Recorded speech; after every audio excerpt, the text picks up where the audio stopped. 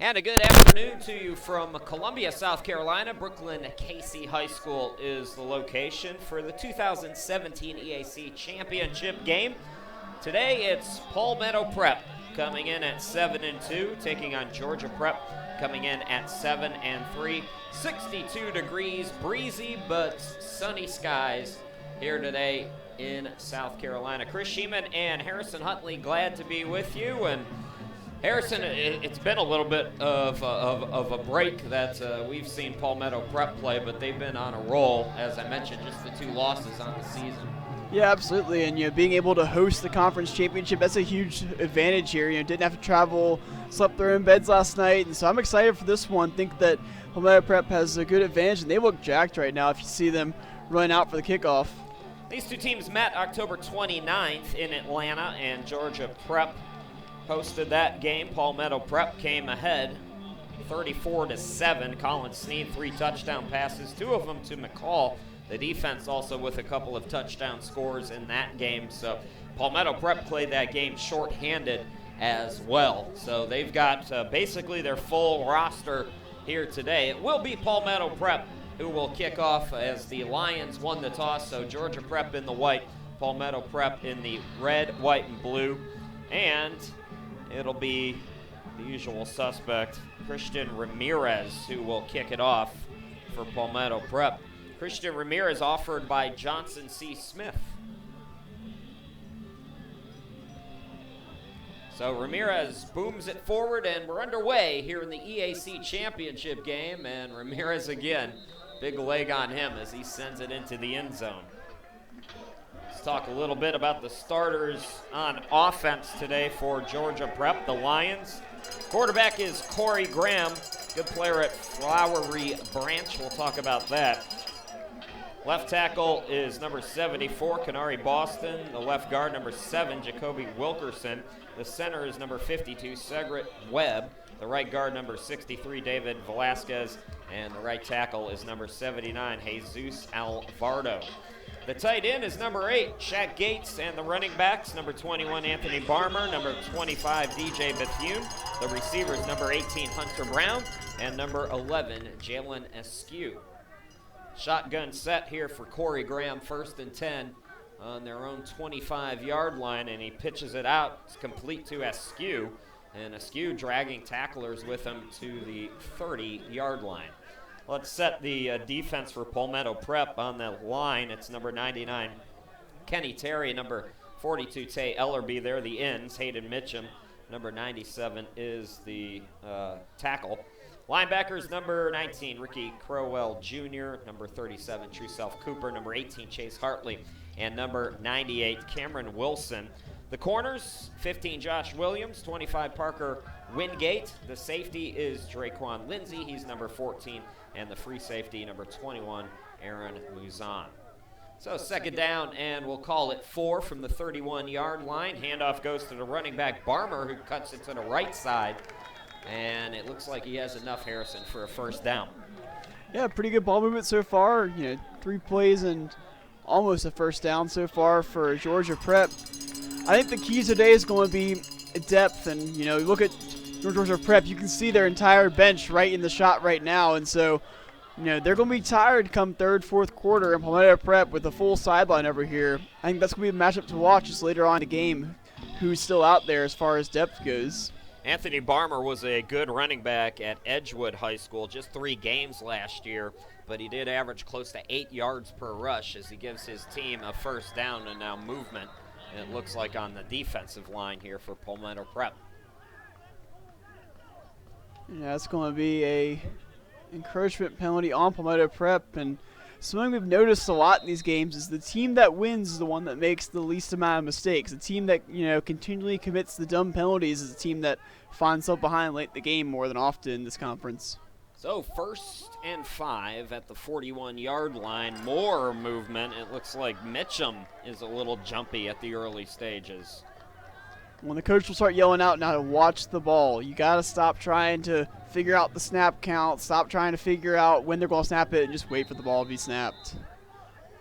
So that moves it now to the 46 of Georgia Prep. Right to left they go here in this opening quarter.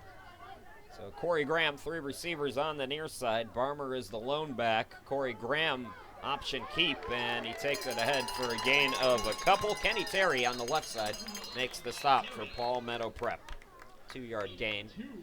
Yeah, right at the end there, game getting already kind of chippy as some wide receiver, cornerback blocking extended well after the whistle, and something to watch. We've seen games get a little bit out of hand this year as well, and make sure the refs keep control of that. Yeah, these two teams familiar with each other. As we mentioned, they met back in Georgia on the 29th of October.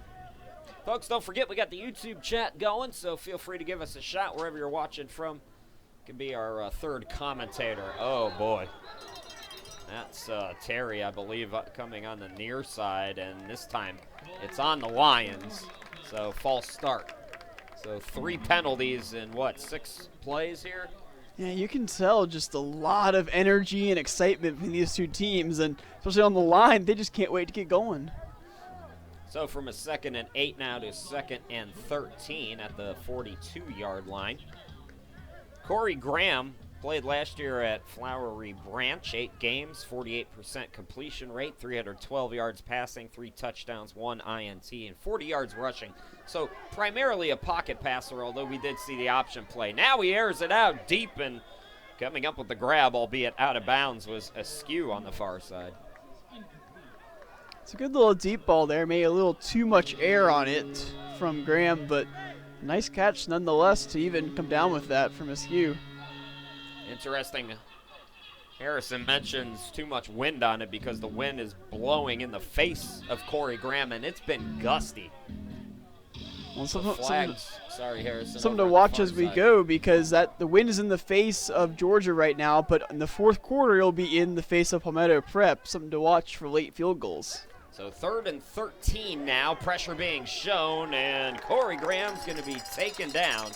Coming up with the sack, Ricky Crowell Jr., I believe was the man in there, the linebacker. So a couple of mistakes early defensively, Harrison, for Palmetto Prep, but able to stop that drive.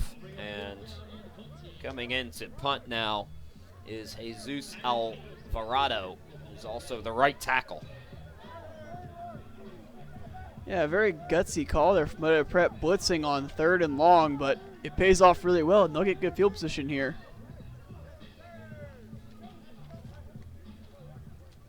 So Alvarado boots it from the 29, knuckles it to the near side, and Palmetto Prep, it's Kyrie Haynes, and he'll let it go. So it dies at the 20-yard line. Palmetto Prep goes on offense now. Let's set the offense. The quarterback, Colin Sneed, at left tackle, number 74, Dorian Butler.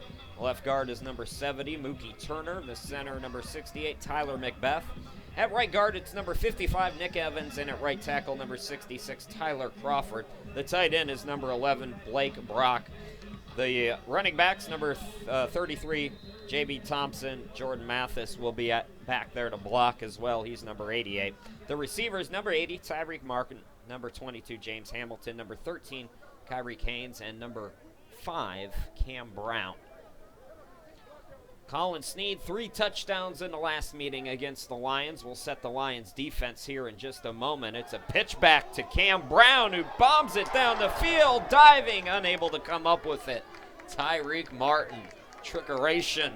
First play for the Minutemen, Harrison. And there was nobody in front of Martin. He was wide open with a whole lot of green ahead of him. Would have been a sure touchdown if he had made that catch, but just off his hands. So now J.B. Thompson will come in, set the defense on the line. It's number 70, Jacoby Wilkerson, number 74, Trayvon Gordon, number 42, Dominique Sims, and number 35, DJ Stewart. The linebackers is 5, Darrell Moody, 51, Markel Collins, and number 38, Torian Nellums. Set the secondary here after the 2nd down and 10 play. Colin Sneed facing some pressure, and he's going to be taken down. I believe it was Simmons getting in there. Also number 41. And I couldn't tell you who that was for Georgia Prep. In the secondary for the Lions, it's number 9, Rashad Harley, number 28, Kymir Fawcett, number 14, Kamon Brown, and number 16, David Wing. Something we noticed this year so far is that Palmetto Prep's offensive line regularly outsizes a lot of D-lines they face. Case here as well, but sometimes being smaller and more nimble can be to your advantage. You're certainly quicker, typically. 3rd and 18 now for Palmetto Prep. Colin Sneed with the little pitch out. J.B. Thompson in the open field. 25-30, cuts it up the middle. He has the first down and a gain of 21 out to the 33-yard line. How about that? A screen pass for a 20-yard gain right there and a first down? That's just defensive breakdown right there for Georgia, who thought they had a sure 3 and out. And unfortunately, it's going to give Palmetto Prep first down and extend the drive. Folks on the YouTube chat, your request is happy to oblige for you. Zooming out a little bit so you can see everybody get set up. So 1st and 10 now for Palmetto Prep on the 33-yard line. Again, 2 backs in the backfield. It looks like Howell's back there. And it will be J.C. Howell takes it right on the sweep and out to the 39-yard line. So pretty good gain of, we'll call it 5 on first down. Yeah, it's just what you got to do, move the ball like that. If you can get 5-6 yards on a quick run play like that, that's a huge asset to your offense to face 2nd and 3rd and with a short distance to go. So just inside 9 minutes to play. 2nd down and 4. Direct snap goes to Thompson. Thompson straight ahead, and he's going to be stood up after a gain of 3. So that sets up 3rd and 1 here. And that was a tough run right there with, I believe, 7 or maybe 8 guys in the box for Georgia Prep, and not really a lot of running room there for Palmetto, and gets stuffed at the line. 3rd and short now. So 3rd down and short now, just about 7 minutes in here in this first quarter. This 2017 EAC championship game. J.B. Thompson has the first down, going to the right, picking up another 3-yard gain out to the 45-yard line, and the Minutemen.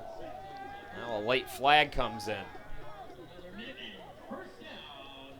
Yeah, I couldn't quite tell what that was. Some jawing back and forth down here on the sideline, and like I said, already a very chippy contest. Hope it doesn't get any worse.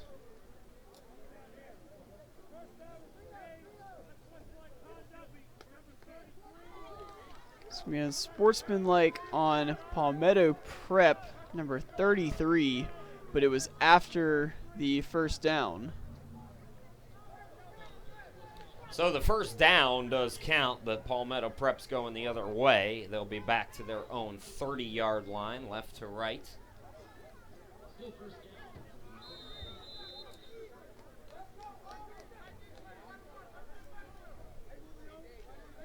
So 2 receivers to the far side. J.C. Howell is the lone back now with Colin Sneed in the backfield. In motion to tight end, Jordan Mathis, and flags are down. Oh boy, sloppy start to this one. Absolutely, back-to-back penalties now have them right back to the 25, which is about where they started now after that whole drive, and got to do it all over again. So Palmetto Prep coming in at 7-2. They're coming off a 42-21 victory over Methodist on November 4th. Colin Sneed, 4 touchdown passes in that one. Oxendine, the backup, came in, tossed a touchdown throw as well. J.B. Thompson with a touchdown run in that one. So from 1st and 10 to 1st and 15 now, back to the 25-yard line. 2 backs in the backfield, 2 receivers on the near side. Sneed looks to throw, and the pass is off the mark. I don't think Brendan Easley was looking for it either. He wasn't, but he was wide open, and if he had turned and caught that, it would have been probably several yards, maybe not a first down exactly, but you never can tell whose fault that is. That was the wrong route, or if it was a quarterback not throwing in the right spot, but either way, a miscue going 2nd and very long. 2nd down and 15 from the 25. 7:14 left to go here in the opening quarter. Sneed, 3 receivers on the far side, 1 to the near side, and J.C. Howell is the lone back. Facing some pressure, Howell picks up the block momentarily. Sneed rolls to the right, throws it just over the head of number 80, and that would be Tyreek Martin. Just a little too much air on that one, and Martin takes a huge hit from a couple of defenders after that one. And now we go back to the same screen pass maybe to pick up that huge first down. So 8 minutes into this first quarter. 3rd down and 15 for Palmetto Prep. They were in the 3rd and long earlier on this drive and able to make a first down of it. So let's see what happens here. The 3 receivers on the far side in this 4 receiver set. Again, Sneed throws over the middle. It's caught. Brantley Campbell. And it's out to the 45-yard line, a gain of 20, and another first down for Palmetto Prep. My goodness, the 3rd down defense for Georgia so far hasn't quite been there. You know, you get a team of 3rd down, especially 3rd down and long, you think, all right, we got this, we're getting the ball back, and twice now we've seen long 3rd down conversions for Palmetto Prep to keep the drive going. 6:42 left to go here in the opening quarter. Minutemen closing in on Lions territory here. Sneed sends Campbell in motion, looks to bomb it down the far side, and a one-handed attempt over there. Unable to come up with it are the Minutemen. I believe it was Martin. That would have been a spectacular catch. Correction, that was T.J. Rogers. My apologies, on the far side. Would have been a great catch by Rogers, but you're asking a lot of a guy right there, and you know, try and make an Odell Beckham kind of catch right there with the one hand extended.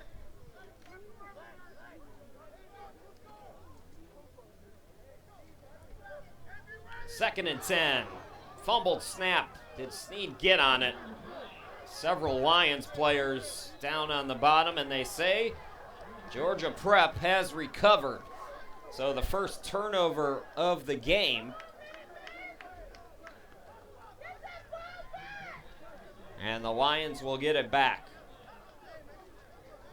And Sneed got hit pretty hard there after the fumble. He tried to dive on it, came up without a helmet. He seems to be kind of looking at his mouth right now. So we're going to take a quick break here, and then we'll come out back with 6:20 left to go here in the opening quarter. 1st and 10 coming up here in just a few seconds.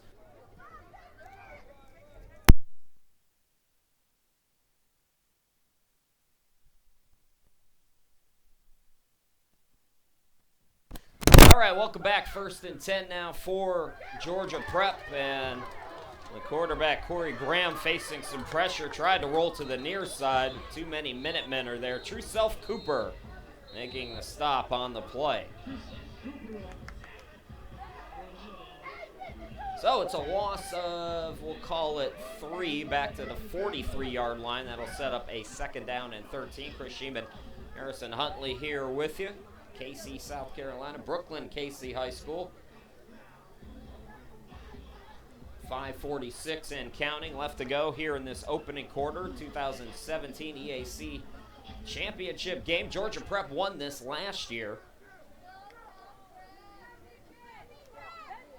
Graham, 2 receivers to each side, and Barmer is the lone back. Well, folks, we're having a little technical difficulties with the broadcast, so we're going to, as we have a flag down, take a quick break here, and we'll be right back. Okay, I think there's something wrong with this.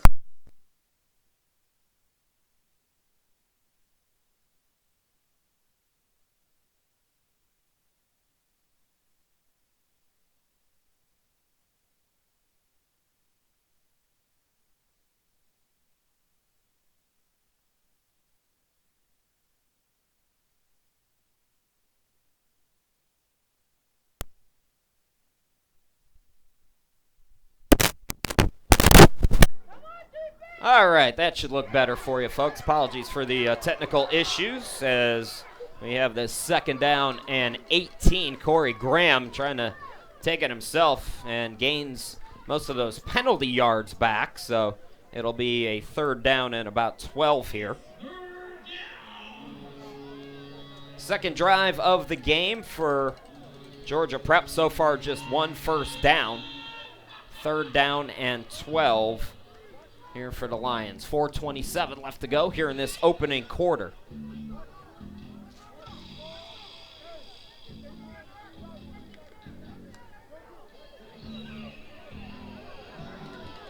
No score yet between Palmetto Prep and Georgia Prep, and it looks like we're going to get a timeout. So we will go away. 4:10 left to go here in this opening quarter of the 2016 EAC Championship. We'll be back.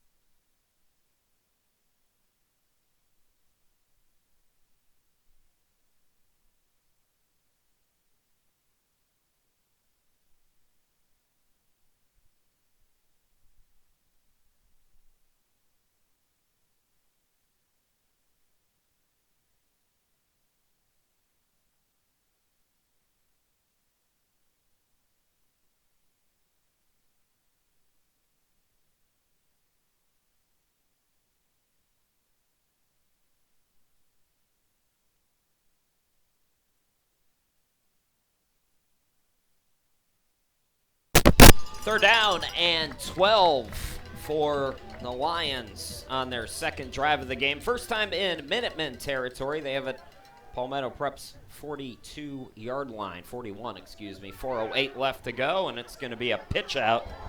Doing some dinking and dunking is Chimere Fawcett, but he's going to come up short of the first down, taking it down to the 34. So a gain of about 7 or 8. And it'll set up 4th down. Decision time here for Michael Carson, the head coach for the Lions. Yeah, I'm pretty sure they're going for it here. I don't think a kicker at this level, at least, you're not seeing many guys that can hit what would be almost a 40, 55-yard kick maybe. And I'll go for it on 4th and about 4, I think. 2 receivers to each side of Corey Graham. Sending the back in motion. Palmetto Prep is jumpy on the line again, but they get back. Corey Graham facing some pressure now. Flags are down. The pass is low and incomplete, but let's check the flag here.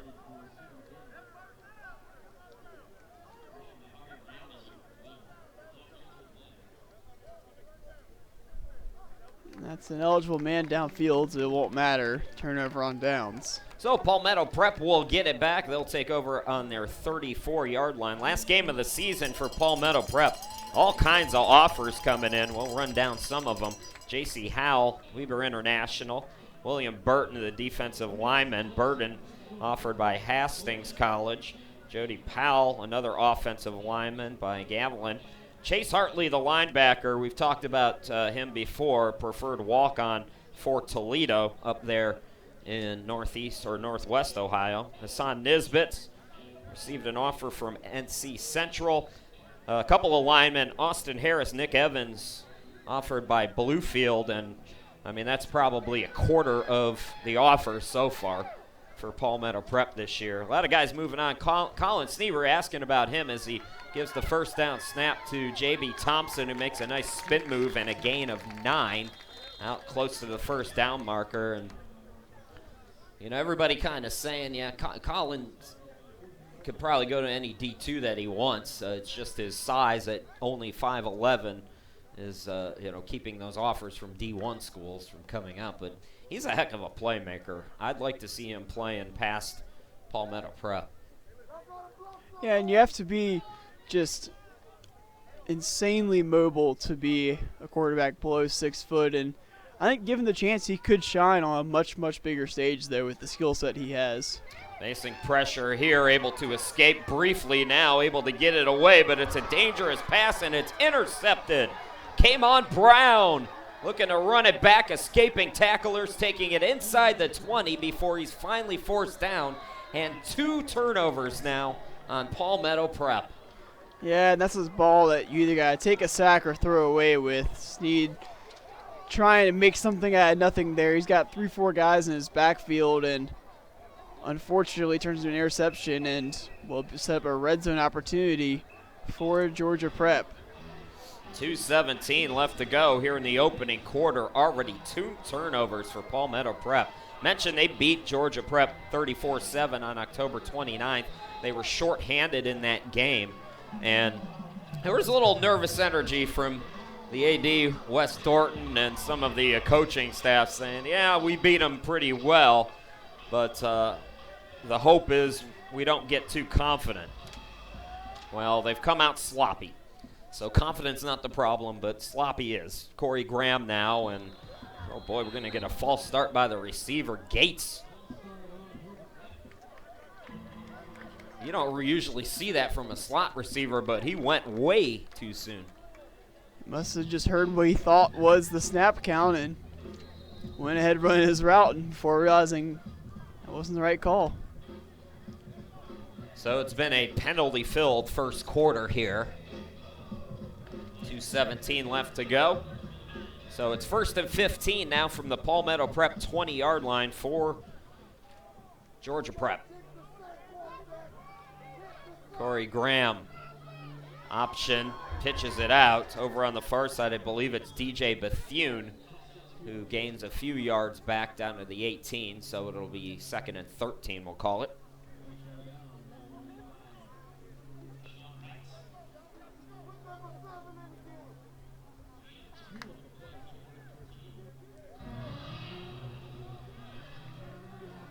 Nearing 2 minutes left to go here in this opening quarter.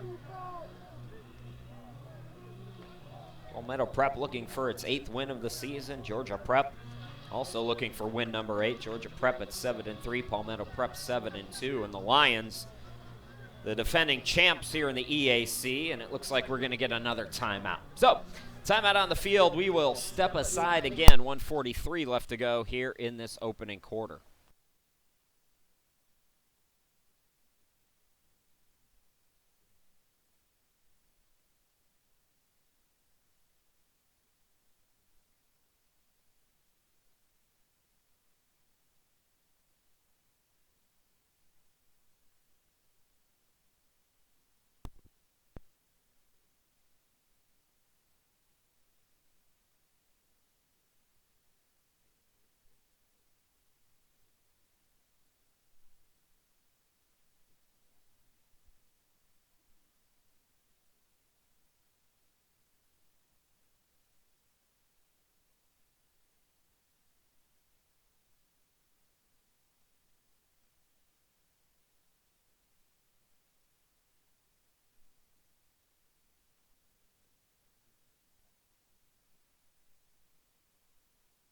.143 left to go here in this first quarter. Chris Sheeman, Harrison Huntley, glad to be back with you. No score yet.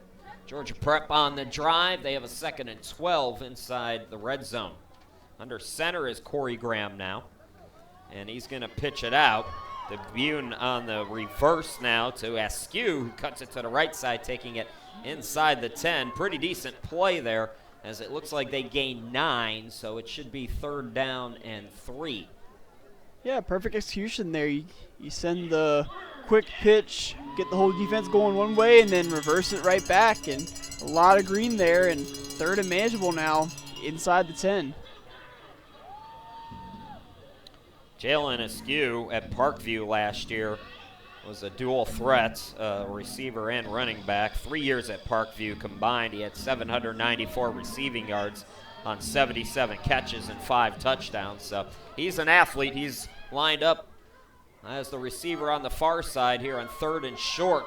Handoff up the middle, and Bethune is stood up for a loss.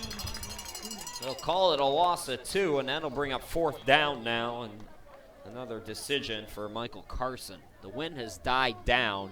It would be a short field goal. However, their field goal kicker is their right tackle, so Well, when you're so close to the goal line, being on that right hash is tough because you have to angle it all the way back into the goalpost. But they'll try it here.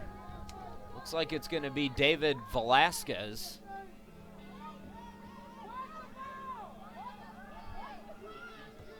Corey Graham will hold. And it's up and good. Good effort from the lineman, David Velasquez. And first on the board is Georgia Prep. They lead it 3-0. We will step aside here with 5 seconds to go in the opening quarter of the 2017 EAC Championship.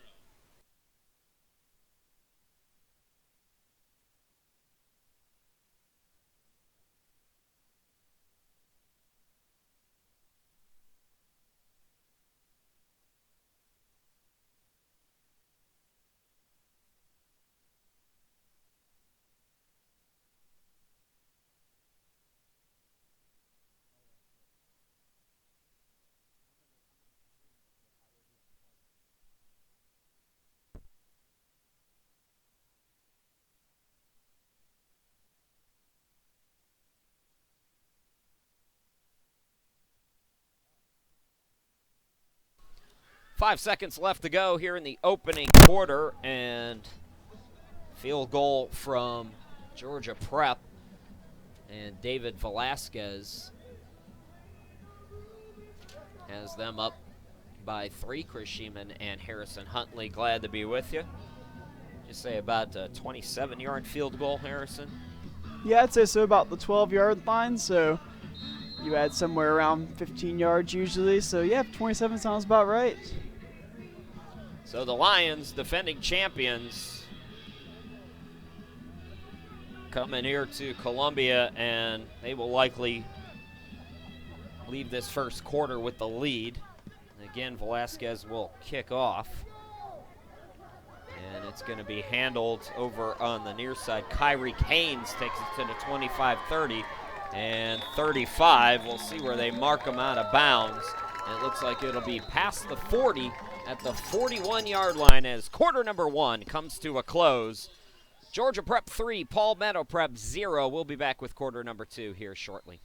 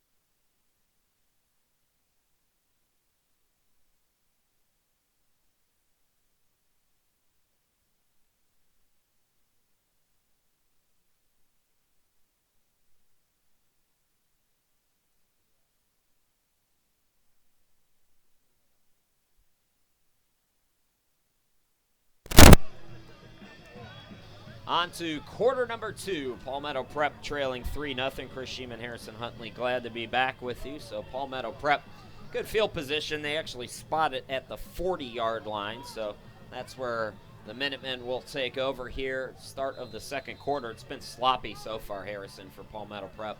Yeah, a lot of penalties and missed opportunities and, you know, things that you definitely can fix. So a lot of hope for them here, and we'll see if they can turn around this drive. Colin Sneed sending Brown in motion. Brown gets the handoff to the 45, 50, 45, 40, and he's going to be stopped at the 39-yard line of the Lions. Cam Brown, another big play for the Minutemen. Yeah, and he trucked one of the linebackers, and that got charged into the Palmetto Prep bench. It was right in front of all of them, and that was a great hit right there that Brown put on that linebacker, and now over the 50 into Georgia territory. It's a gain of 21 early on here in this second quarter. So Palmetto Prep and Colin Sneed sending 3 receivers to the far side, 1 to the near side. J.C. Howell is the lone back. Now Howell goes out, slotted to the near side. Sneed floats it, looking on the near side, and it's caught for a touchdown. Sherman Smith on a 39-yard reception, and Palmetto Prep retakes the lead, or takes the lead for the first time here today. Well, that's one way to get back in this one. 2 plays and a touchdown. A very, very quick drive from Palmetto Prep, and they've got the lead back. So Christian Ramirez will come out to take the extra point attempt here. Christian Ramirez, as I mentioned, one of the players who's received an offer from Johnson C. Smith.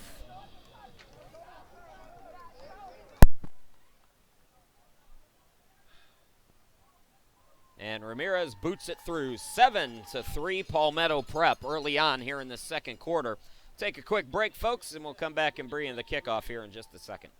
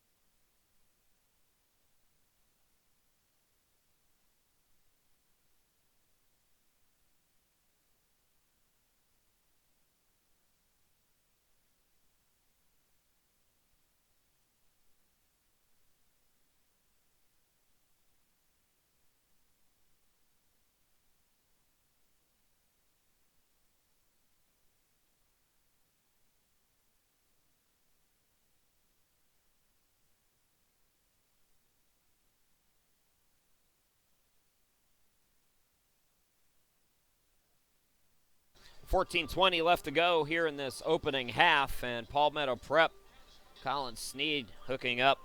Sherman Smith, 39 yards. 7-3 now in favor of the Minutemen. Chris Sheeman, Harrison Huntley, glad to be back with you.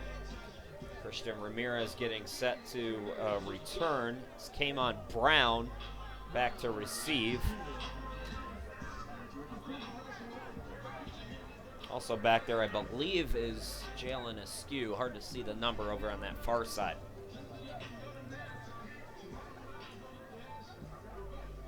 So Ramirez boots a knuckler, taken by one of the upmen. That's Hunter Brown. And Brown taken down at the 29-yard line. So the Lions able to capitalize on a couple of turnovers, but they do settle for 3 points. Then Palmetto Prep comes back, gets the touchdown. And Harrison, that's kind of the game you play when you get 3 instead of 7, when you get handed turnovers and you get a ball inside the red zone. Yeah, trading field goal touchdowns doesn't really work that well, but definitely need a touchdown here for Georgia to at least just stay in the game here, because if you get all the way down there and get stopped field goal again, you're still down 1, and it just isn't the same. You need a momentum boost here after that long touchdown from Palmetto. Pass is caught again, and it's Askew on the far side, and he takes it out to the 34-yard line. 34 is where they're going to spun it, so it's a gain of 5 on first down. Well, something to watch here is that Georgia already burned through 2 timeouts in that first quarter trying to avoid delay a game. So as we get later and later in the second quarter, they only have 1 chance to stop the clock, so you might see a little bit of hurry up if they get the ball maybe under 5 minutes or so. 12 on the play clock right now for the Lions. 2 receivers to each side for Corey Graham and the lone back Anthony Barmer. Play clock down to 2. Graham able to get it away, throws it again complete to Askew, who catches it at the 40, and that's going to be a gain of 6 and enough for the first down for the Lions. That's all you got to do right there. It's just short little passes. You don't have to get it all at once like Palmetto did. You can take your time and drive down the field, and as long as you end up in the end zone, it's all that matters. I like this Jalen Askew and Corey Graham. They've got a good connection, hooking up several different times already here today. Corey Graham from Flowery Branch High School. As I mentioned, there was a lot of competition for quarterback at that school in Georgia. Getting an opportunity here for the Lions now, looking to throw again over the middle and hops it. It's incomplete, intended for number 10, who I don't have on my roster. Williams over on the far side for Palmetto Prep, in on the coverage. Well, you can see Quante Williams coming over at the last second there. He saw that pass a mile away, but unfortunately he was maybe about 5-10 yards away from the play and couldn't get over and make the pick in time. Second down and 10 for the Lions. Trailing 7-3. They have it on the 40-yard line. Again, 2 receivers to each side. Graham looks to throw again, picking up a block from Barmer, but the pocket collapses, and he is taken down. Kenny Terry was there. Aiden Mitchum also in there. So third down now. That was an example of Palmetto Prep correctly guessing the snap count there. They've been offsides a number of times on that, but that time they got it right, and they got a step on every single lineman and ended up with everyone in the backfield. Well, the play clock is at 12. The Lions have one more timeout, and Corey Graham just getting into the huddle now, so they're going to have to stop it again here with 10:01 left to go, and they do call their final timeout of the half. Once again, we'll step aside. Palmetto Prep 7, Georgia Prep 3. We'll be right back.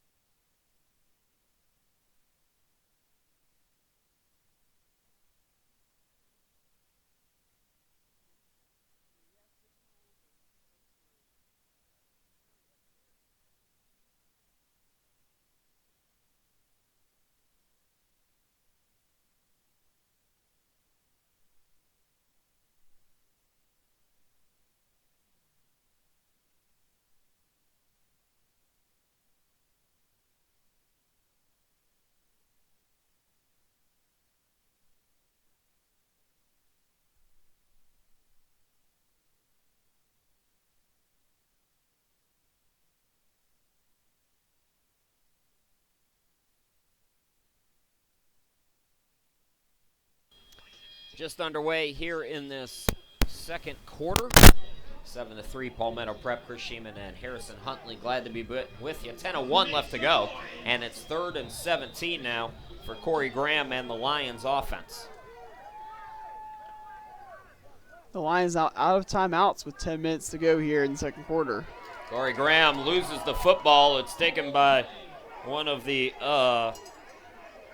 that's, I believe, the man who kicked the field goal, David Velasquez, who runs it out to the 35-yard line, but that will be well short of a first down.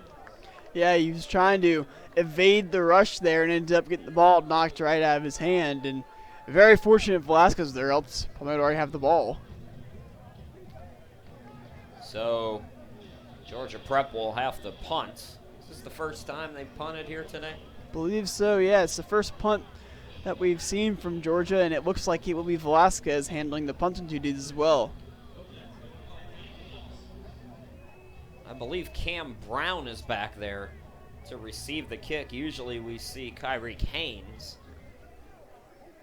So again, Velasquez to kick it away. Cam Brown will let it go over his head, and it takes a Lions bounce inside the 15. It'll be downed, it looks like, at the 13. So good punt. Look what I've seen from the big man, David Velasquez, 6'3", 280. Kicking the field goals, booming the punts. Yeah, and he's not wearing any kind of kicker cleats or anything. No, he's got his ankles wrapped in tape. I mean, dude's ready to play line and steps back, and he's got a boot. Velasquez played at Cross Keys High School. Chamblee, Georgia, I believe is how you pronounce the name. So Palmetto Prep backed up here, 8:54 left to go here in this second quarter. Palmetto Prep a successful drive on the last attempt with a 39-yard touchdown bomb from Sneed to Sherman Smith. Smith is a fast player, and he was able to beat the secondary. He's lined up again on the near side. Looks like J.B. Thompson back in at running back for Palmetto Prep. Takes over at their 13. Correction, Tyreek Martin goes in motion. And it's Howell who gets the handoff straight ahead to the 15-20. And he's taken down just past the 20-yard line. Torian Nellums, I believe, in on the stop. So a gain of 8, second down and 2. We're talking about the speed from the wide receivers of Palmetto, and right there, Palmetto used that to their advantage. They fake the reverse to the receiver and just give it to the running back, and he gets a solid 8-yard gain. Second down and 2 now from the 21-yard line for the Minutemen.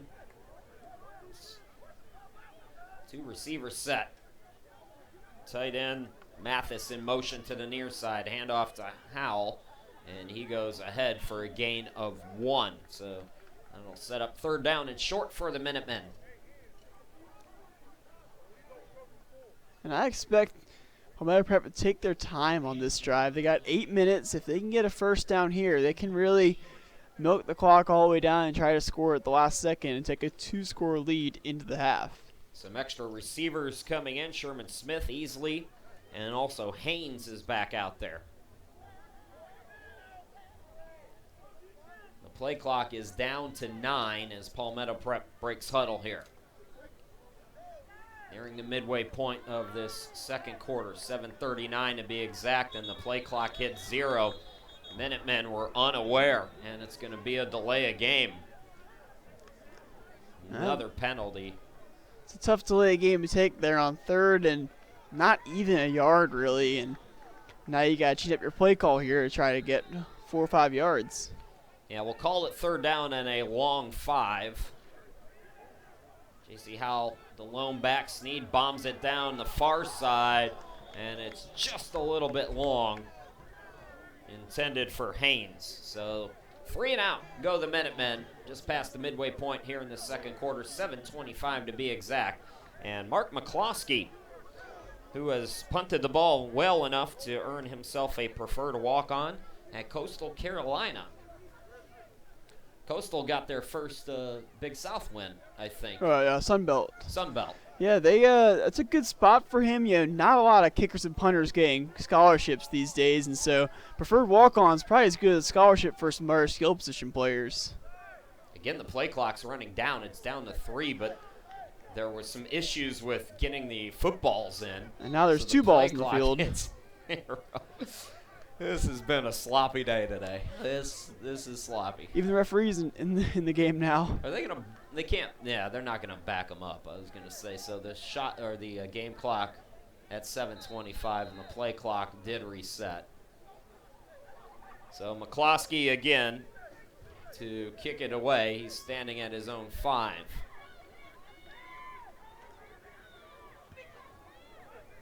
Good kick. The wind is not on his side, and it's going to be fair caught by Hunter Brown. So Georgia Prep with good field position. Again, the wind is gusting in the face of the Minutemen here in this second quarter. So all things considered, that's not that bad of a punt. Yeah, you could see as the ball went up and just kind of stopped and dropped straight down. It was very weird shape on the angle there, but still a pretty good punt to put him almost back to midfield, and 6 minutes now and no timeouts for Georgia Prep to get in that end zone. The Lions looking to make it back-to-back championships, winning in 2016. Palmetto Prep looking for its first championship. Back out there, Corey Graham with the handoff.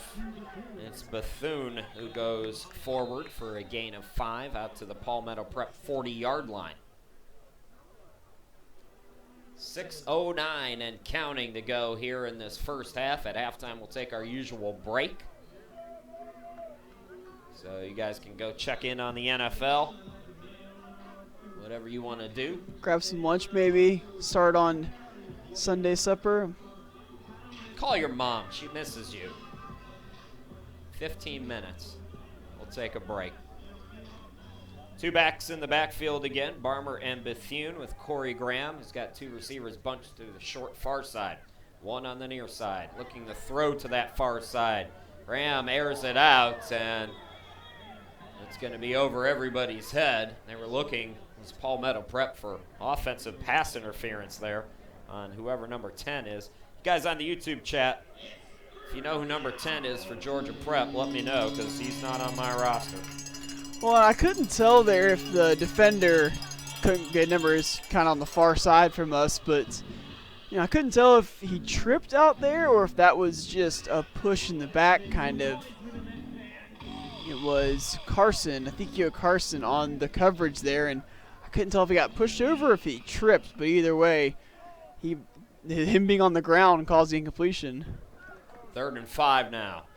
Comebacker and diving to make the play is our mystery man, number 10, and it's a gain of 5 for a first down to the 34-yard line. It's a great catch, too. Falling down, you got to keep the ball up off the ground, and he uses both arms to brace him and keep the ball up where it needs to be. So on the move again are the Lions, and Palmetto Prep wants to talk about it. 5:15 left to go here in the second quarter. 7-3 Minutemen, but the Lions on the move. We'll be back.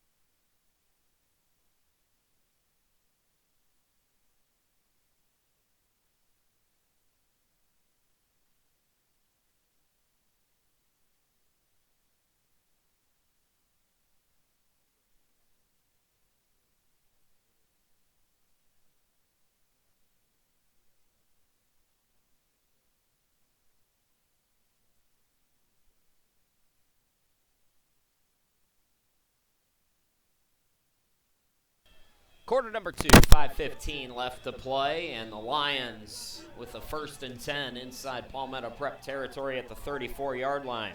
Corey Graham and the offense on the move. Chris Sheeman, Harrison Huntley. Glad to be with you here in Casey. Play action. Throw is over the middle and too high for Gates, who took a shot. And I believe no flag in on the play. It was a flag after the play, kind of. There was the hit came in. He jumped up. It may be a taunting kind of penalty after the fact.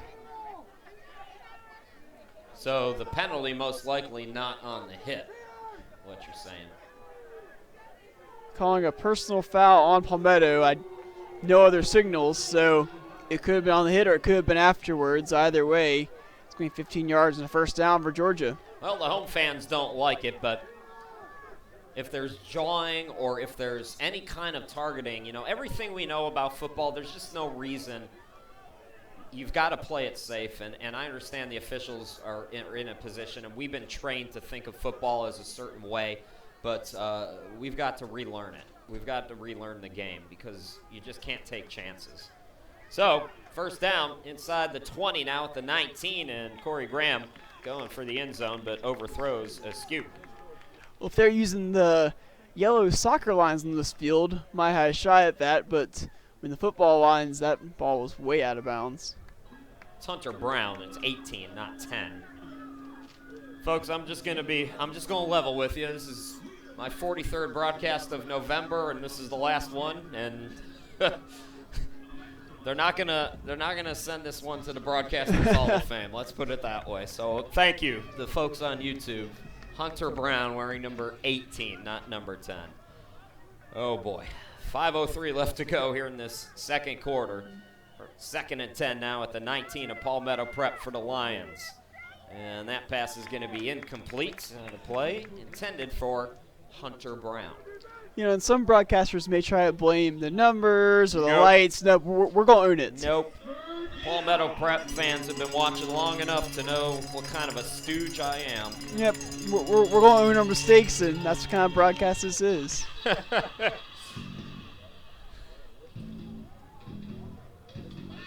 All right, so 4:58 left to go. It's going to be 3rd down and 10 from the 19 now. Possible 4-down territory, although the kicker, number 50, David Velasquez, has done the job here today, already kicking 1 field goal.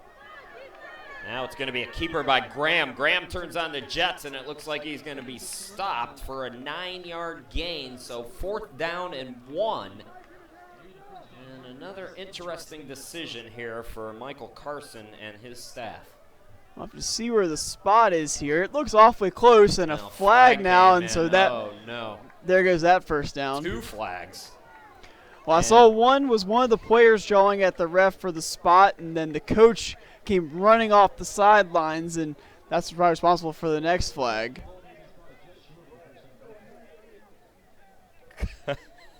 Somebody said number 10 was the water boy before today's game.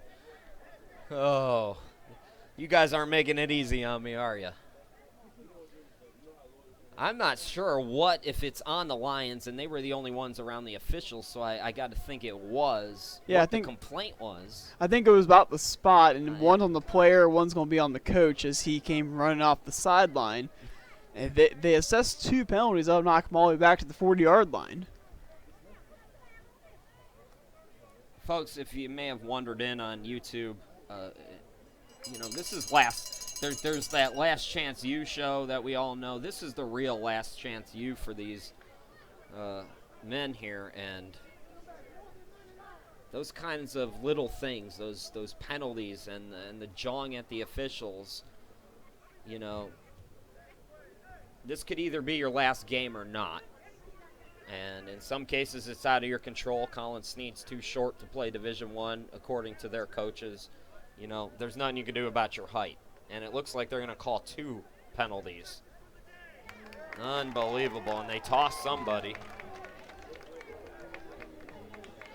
Is it Askew who got tossed? It looked like it, yeah. My. He was being escorted off, and he's taking off his pads right now on the sideline. He's too talented for it. He's just too talented to be doing those kinds of things. So now they're backed up all the way to the 40. And, we had a big situation with another Georgia school here in the second quarter of a game that we did. And some of it had to do with the officials. But, when in doubt, when you are at Last Chance U, you have everything to prove. So hopefully Jalen Askew will learn from that mistake, because he's got a ton of skill, ton of talent. Now it's 4th down and forever, so I believe they're going to kick it away here. David Velasquez, and that just kills your drive. There's so many negative things that come out of just that one heat of the moment decision. Good punt by Velasquez. Man, where are they going to spot that? It's going to be inside the 10, I believe. All the way at the 3-yard line. So Velasquez pinning Palmetto Prep again with 4:11 left to go. The Minutemen will take over. Well, the Minutemen are so far back, you may just see them run a few times and run the clock out in this quarter, because they've got the lead now, and now with the Askew out of the game for Georgia Prep, that's a huge weapon on offense they're not going to have anymore. Yeah, he and Corey Graham were locked together and in sync, especially in that first quarter. So let's see if Palmetto Prep can take advantage here. 4:11 left to go, so plenty of time here to put together a long drive, get into the half, up a couple of scores. Colin Snead, and he's going to hand it off. J.C. Howell on the sweep to the near side, looking to get around the tackler. Good closing speed there from Darryl Moody, who makes the stop for a loss of,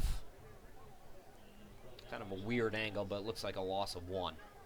Going to be a 1-yard loss there, and like I said, I think this far back, you don't want to take any chances. I think you might see a few runs here, get the clock probably about under a minute if they handle the clock right here, and with no timeouts, I don't see Georgia Prep taking any kind of chances on their own, except maybe a couple passes.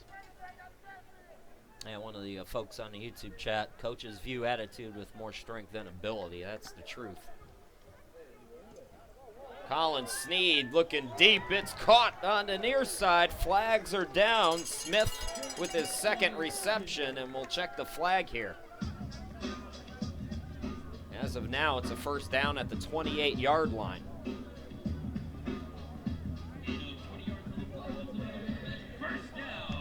a 24-yard pickup, and it looks like the penalty on the Lions, and it was declined.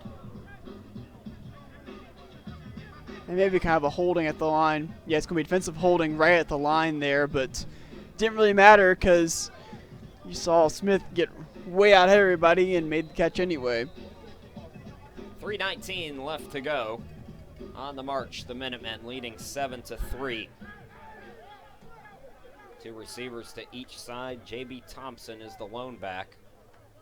Sneed looking to throw. Big pressure. Sneed dancing around and tries to make something out of nothing. Good penetration by that front line and the linebacking core for the Lions. Stop on the play was by number 20. That's Stephen McDaniel. He's from South Carolina, played at Wando. It's usually a good playoff. Biggest high school in the state, and they've had several guys. Currently the leading receiver at University of South Carolina, Ortre Smith, a Wando product.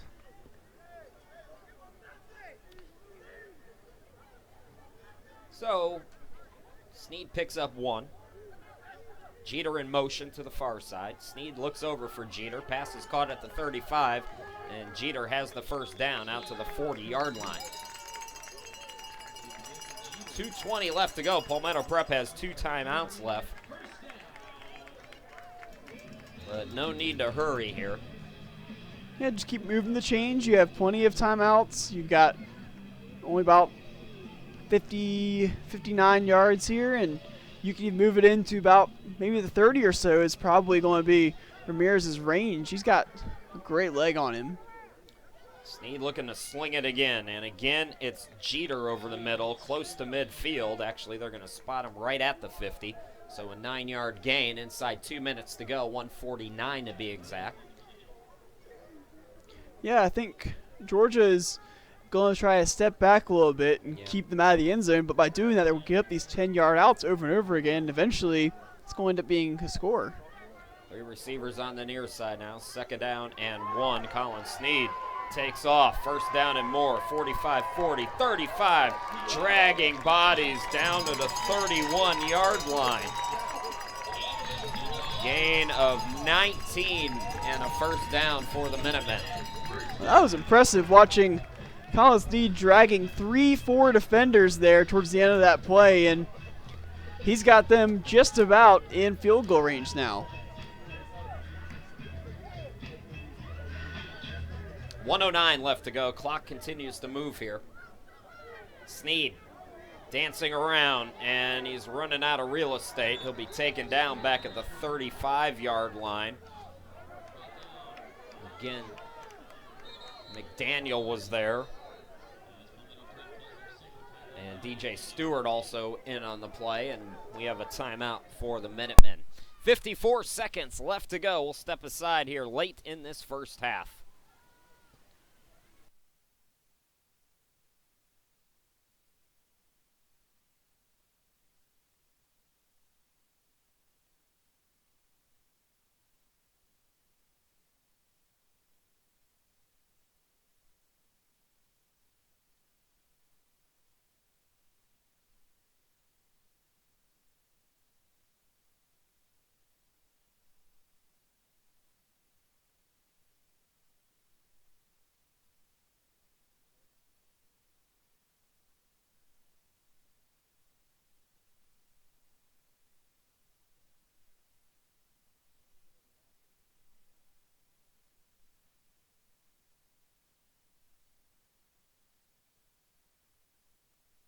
Out of the timeout, 54 seconds left to go. Colin Sneed in the offense with a 2nd down and 15 now after the sack.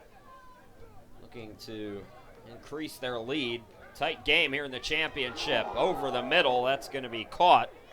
And it's Kyrie Haynes with the reception down to the 28-yard line. So that's going to set up a 3rd down and 7 now as Haynes is slow to get up.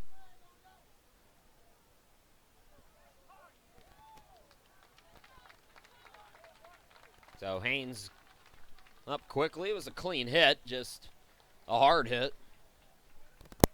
Yeah, that's what they would call, get the wind knocked out of you, or a stinger, whatever they want to call it. You just get it so hard your body has to reset for a second. did a soccer game yesterday, and the goalie got hit in the ribs. Player going for the ball simultaneously, and he was down for a while. He was fine. It's just, it takes it out of you when you get hit on your side. So that's going to bring up, I believe, 3rd down and 8. It says 4th down on the marker, but I don't think that's right. Palmetto Prep will use their final timeout on the injury. So it says 4th down. I don't think that's right, though. I think it should be 3rd down. So it is 3rd down. 41 seconds left to go. 7-3 in favor of Palmetto Prep. David Velasquez, 27-yard field goal with 5 seconds to go in the opening quarter, put Georgia Prep up by 3. And then with 14:20 to go in the second quarter, it was a 39-yard touchdown from Colin Sneed to Sherman Smith. 7-3, Palmetto Prep. That's your score. Chris Sheeman, Harrison Utley, glad to be with you here today. So, and I think that timeout may have been to keep Kadarius Jackson in the game, because when you get trainers on the field, you must miss the next play, and I think they called that timeout. You can avoid that and get him right back in the game. Right. Again, it says 4th down, so it is 4. I mean, they called out 4th down and 9. I don't think that's right, but that's what we go with here. Colin Sneed facing pressure, gets to the outside. He's got room to run. Flags are down. Throws it in the end zone. It's bounced, and we'll check the flag here. Nobody seems to, other than me, being questioning this, so I guess that was 4th down. And the penalty on Palmetto Prep, so Georgia Prep will decline and take over. So it looked like a promising drive for the Minutemen there, Harrison, but it fizzles out here, and I don't know that I'd want to be in the locker room at halftime. Tony Labazetta and his staff might have a few things to say about the sloppiness for the Minutemen here in this first half. Well, usually a 7-3 game, your offense is in trouble, but your defense says, okay, good job, guys. But they've been sloppy on defense, too. They just got bailed out by back-to-back unsportsmanlikes in that last drive. So, it's not just a lot of compliments going that way either. So we'll see what Georgia Prep tries to do here. I can't imagine that they're going to be too crazy with it with 33 seconds left and no timeouts. I'd expect a little handoff here and take that into the half. Graham's got Barmer to his left. Graham with the option out to Barmer, and he fumbled it. Takes it.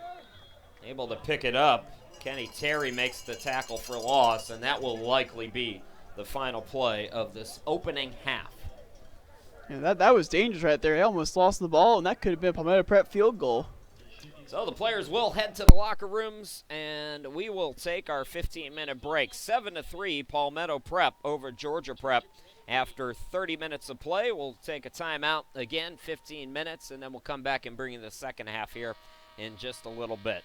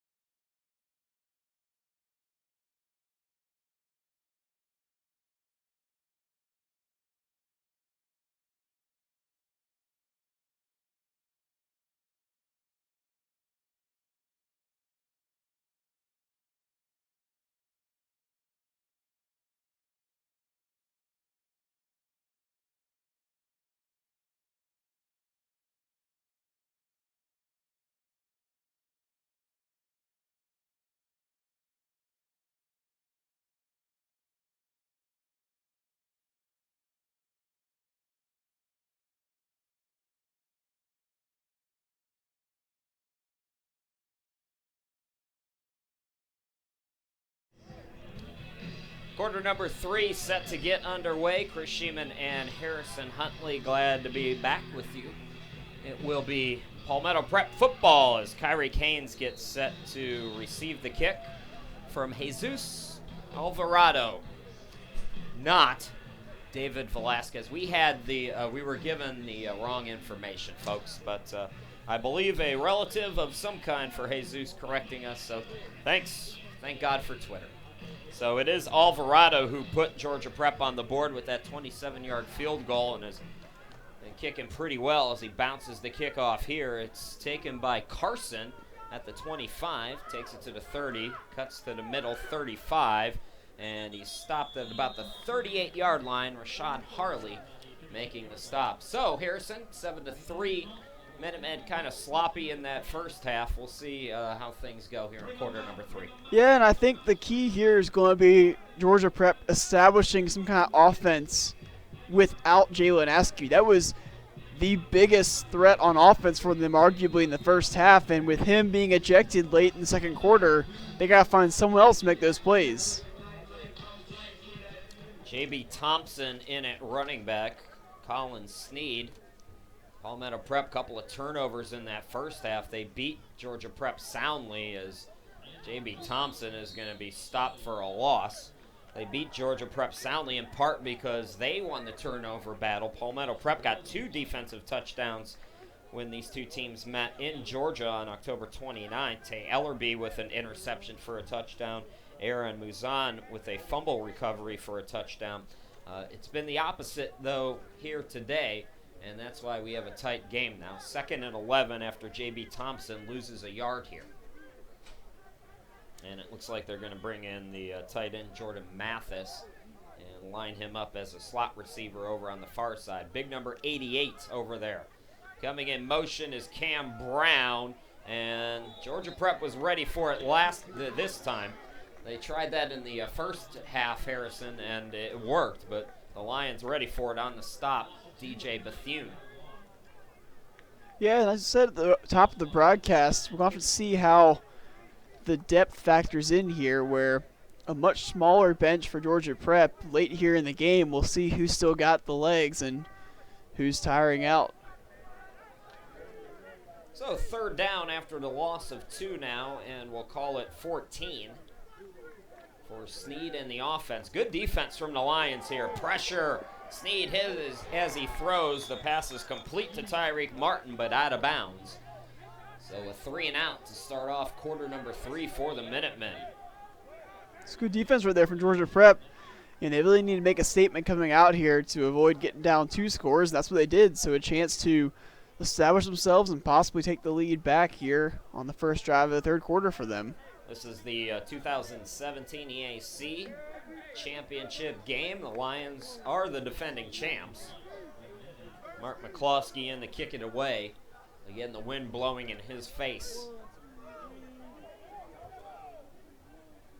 And the wind has shifted a little bit. McCloskey skies it in the air, and it's going to be a fair catch at the 42-yard line made by Hunter Brown.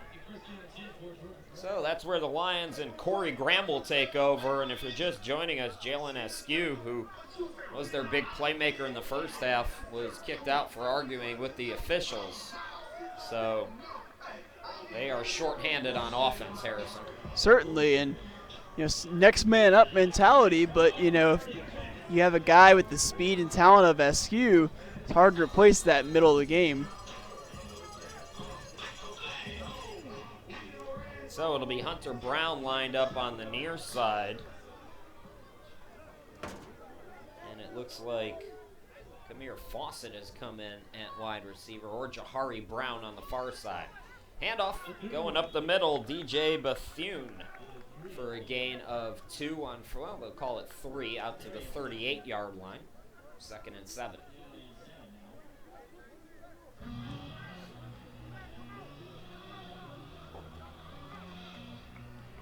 So the Lions looking for their first extended drive of the game. A couple of turnovers helped them get that field goal by Alvarado in the first quarter.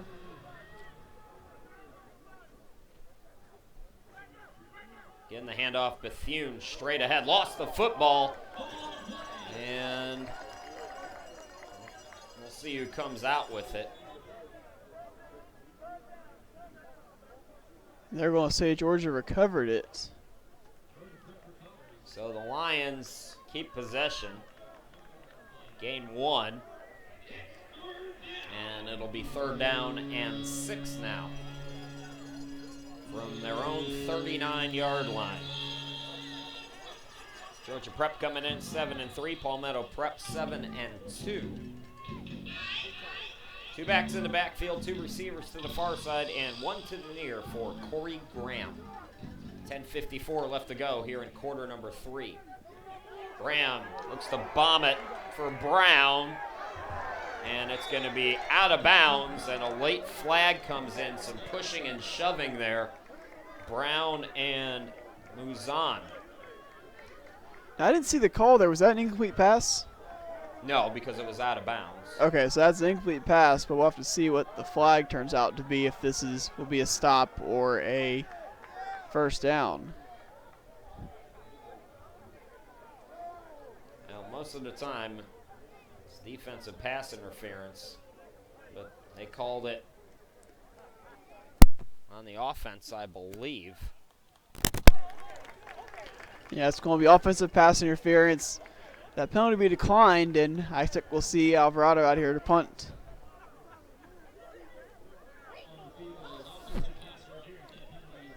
Jesus Alvarado, another player from Flowery Branch Lake. Graham, the quarterback.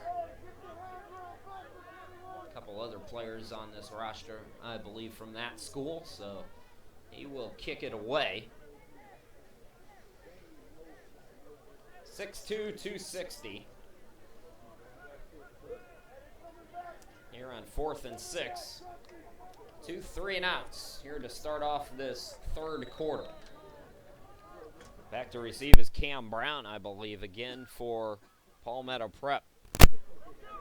Alvarado bounces at the 30, handled by Brown at the 22. Escapes tacklers to the 25-30, and it'll be stopped there. So that's where the Minutemen will take over. 9:32 left to go here in this 3rd quarter. If you're Palmetto Prep here, it'd be nice to get a nice long. They haven't had a real great-looking drive other than that a short 3-play drive when Snead hooked up with Smith for 39 yards, but a nice extended drive here for the Minutemen. Yeah, they've either fallen short or scored very quickly. You can tell where the drive's going the first 2 or 3 plays, and I think it's something they got to start establishing better, longer drives, try to tire out this defense here in the second half. Colin Snead and J.B. Thompson in the backfield. 2 receivers to each side. 1st and 10 from their own 30. Snead looks to throw. Hit as he throws, and it's intercepted. Making the play is Kymere Fawcett, this safety, and the 3rd turnover of the game for Palmetto Prep. Well, it's hard to believe this was a 34-7 first meeting in favor of the Minutemen. Well, yeah, and you've seen Colin Snead. There's a few picks that maybe weren't his fault, but this one right here just overthrew the receiver, and the defender was in the right spot the whole time. Georgia Prep has an injured man down back at the 24-yard line, so we will step aside for this injury timeout.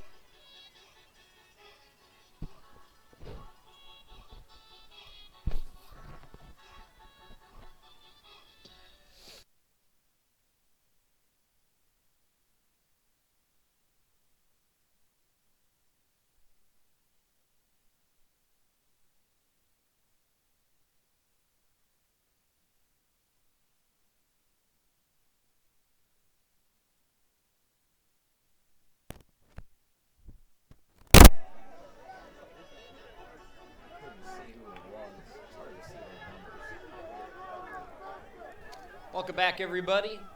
Injured player off the field. 1st and 10 now off the turnover for Georgia Prep, and it's a sweep on the handoff. Anthony Barmer takes it to the right side. Flags are down, as he gets it to midfield and a gain of 6, but let's check the flag here. Looks like it's going to be on the defense. 9:15 left to go here in this third quarter. Still 7-3. Minutemen, Chris Sheeman, Harrison Huntley, glad to be with you. And looks like they're going to back up the Lions here. On the offense. Just a holding call right there, right at the end. Referee pointing to Palmetto Prep side, then they point the other way, and they point over the shoulder, and then they call holding. I'm telling you, broadcast of the year. So Georgia Prep backed up to its own 40 now, and it'll be a 1st and 14. The injured player looks like he might have had a hamstring cramp. He's over on the sideline getting stretched out by what appears to be Jalen Askew. Barmer and Bethune both in the backfield here on 1st and long. Graham looking to air it out for Hunter Brown, the jump ball. Pushing and shoving. Brown and Muzan, they've been going at it here in this third quarter. 2nd and 14. Well, it's great to see a corner wide receiver battle. That's always a really fun one to watch when you have two talented guys, but when it gets physical after the play is when it becomes not as fun and you have to start worrying about penalties and such. You know what Buddy Ryan used to do, the old coach for the Philadelphia Eagles, when one of his guys would cramp up? What's that? Pickle juice. He would make them they say it works. Pickle juice. I've heard that before. But I wonder if it's the bread and butter kind or the dill kind. 8:45 left to go. It's 2nd and 14, and before the snap, more flags. Nope, a timeout. So a timeout as the play clock was running down, so we will step aside again nearing the midway point of this third quarter.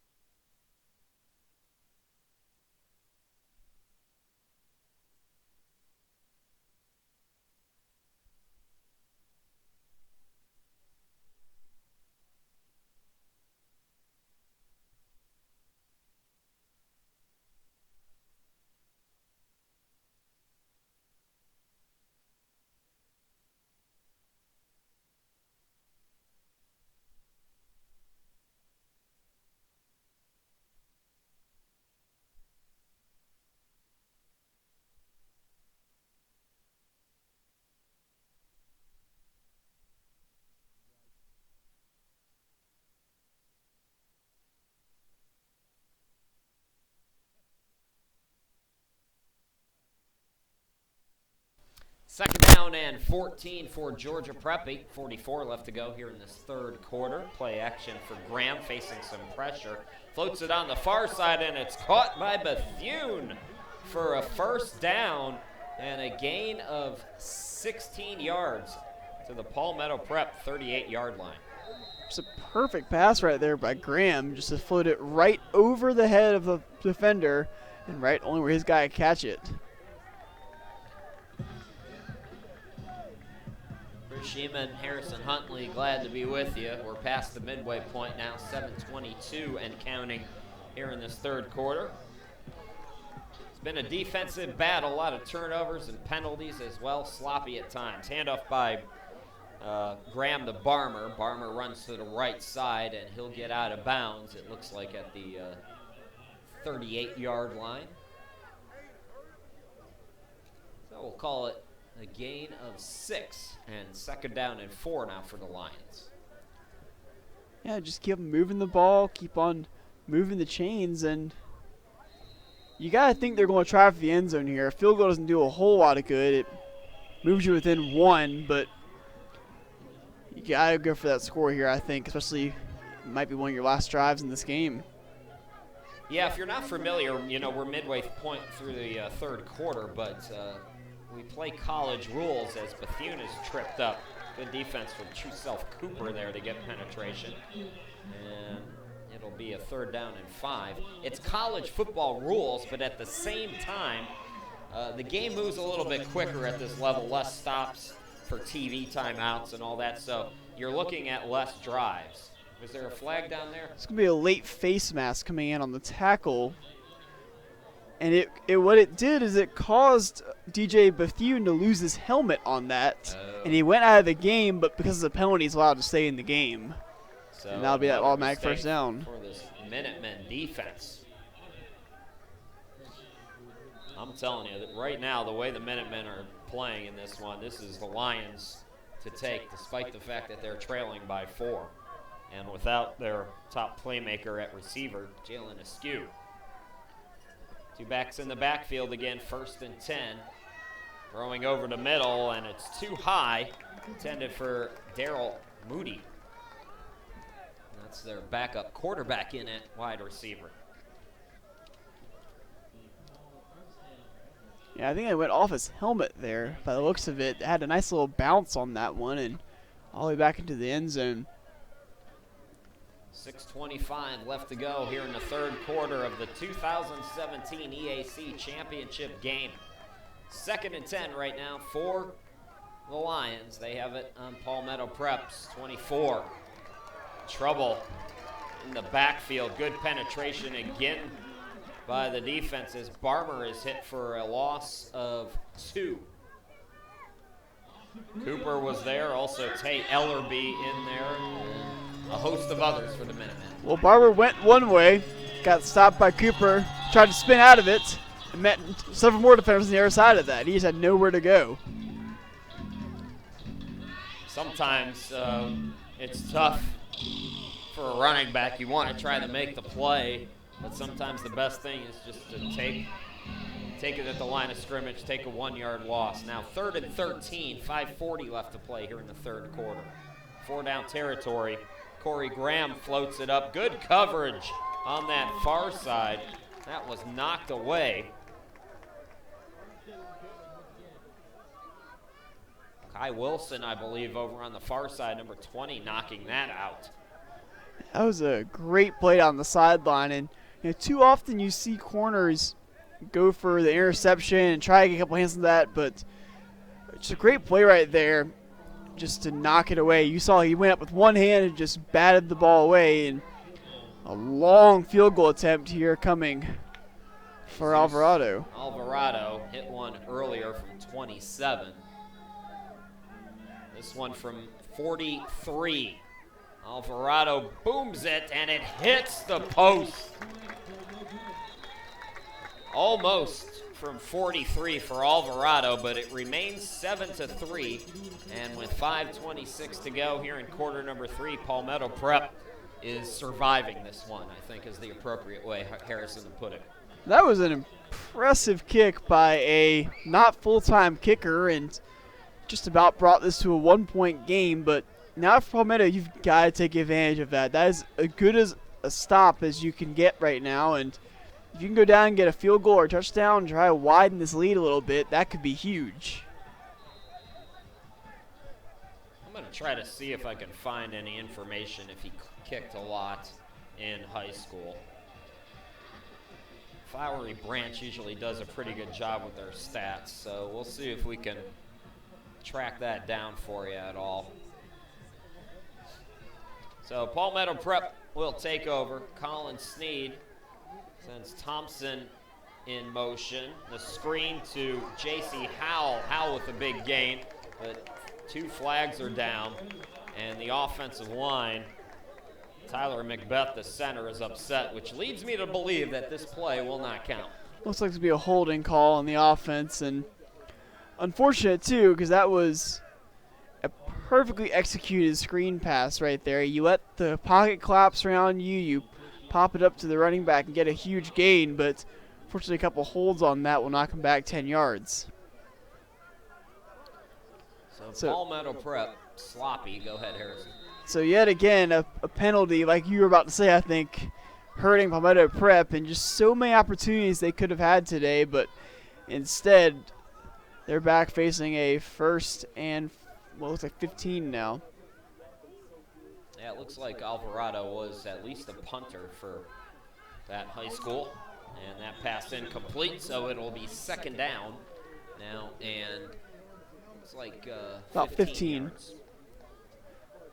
And yeah, I mean, you've got to, if you think as Palmetto Prep, how many chances have they squandered today with different penalties and miscues and a lot of what ifs, especially if they end up not winning this game. I think there are going to be a lot of ways they could have won this. So it looks like Alvarado was listed as a punter. Couldn't find any stats or anything like that, but it's not his first rodeo. So 3:57 left to go here in this third quarter. Palmetto Prep, 2nd and 15. Sneed escapes the pressure to the 20-25, and he'll get out of bounds near the 30-yard line. And that'll set up a 3rd down and 6. So, you know, not a bad play for Colin Sneed there as the play was blown up. Good penetration, though, again by this Lions front line. Like you were saying, that play just blown up there, and that's the upside of Sneed right there. It's the reason that you and I think he could play at a high level is just the way that he can sense that kind of pressure and still make something out of that. You know, a lot of guys will take the sack or throw it away, but he's going to be committed to that play and get a nice gain and make a 3rd manageable. So the clock continues to roll here. 3:37 to go here in the 3rd quarter. And it's 3rd down and 6 for the Minutemen. And flags are down. A lot of finger pointing, but it's the way of game, so it doesn't matter. Play clock hit 0. Yeah, all the Palmetto guys were pointing at Georgia Prep, calling for an offsides, and Georgia was pointing back at Palmetto, and neither of them were right. It was the way of game. So from a 3rd down and 6 now to a 3rd down, and we'll call it a long 10 here. Just a lot of mistakes in this one for the Minutemen. TJ Rogers in at receiver on the far side of your screen. Sneed looking to throw over in the middle. It's deflected and incomplete. So another drive fizzles out here for Palmetto Prep, in part due to penalties. And Mark McCloskey will come in again to kick it away. Living on the edge here, Palmetto Prep. They've got that 4-point lead and have not been able to add to it since, and it's going to stay this kind of nail biter until someone can score. 3:07 left to go here in the 3rd quarter.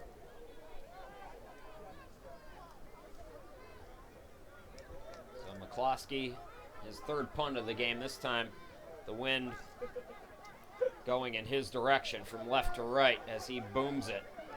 It is caught by Hunter Brown at the 38, takes it to the 40-45, cuts to the outside 50, and gets inside Palmetto Prep territory down at the 45-yard line. There's a flag back at the 40. Could be a block in the back or something like that.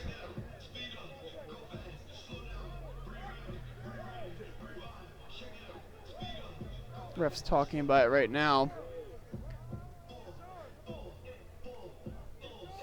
So while they sort this out.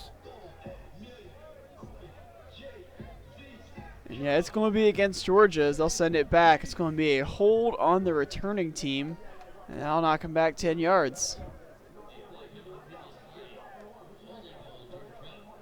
2:53 left to go here in the 3rd quarter, so now it'll be 1st and 10 as the Lions go to they're backed up to the 45-yard line.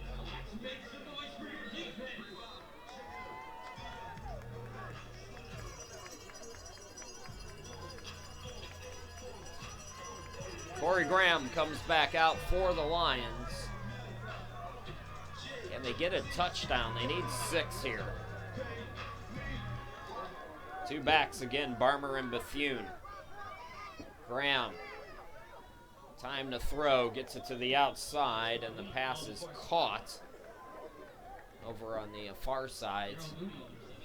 And it's Moody again. And like we said, there's no hurry here. You don't have to get it all at one play or anything, but they do need to score on this drive or next drive pretty soon because you don't want to be facing the same 4-point deficit or possibly more later in the game. Gain of 9, 2nd down and 1 at the Palmetto Prep 46. Hand off to Barmer. Barmer to the outside. He'll have the 1st down as he gains just enough for that. Gets out of bounds. See, it looks like they might give him a couple extra yards. Let's see where they spot this. I believe it's going to be at the 45. It will. But like I said, that's enough for a first down.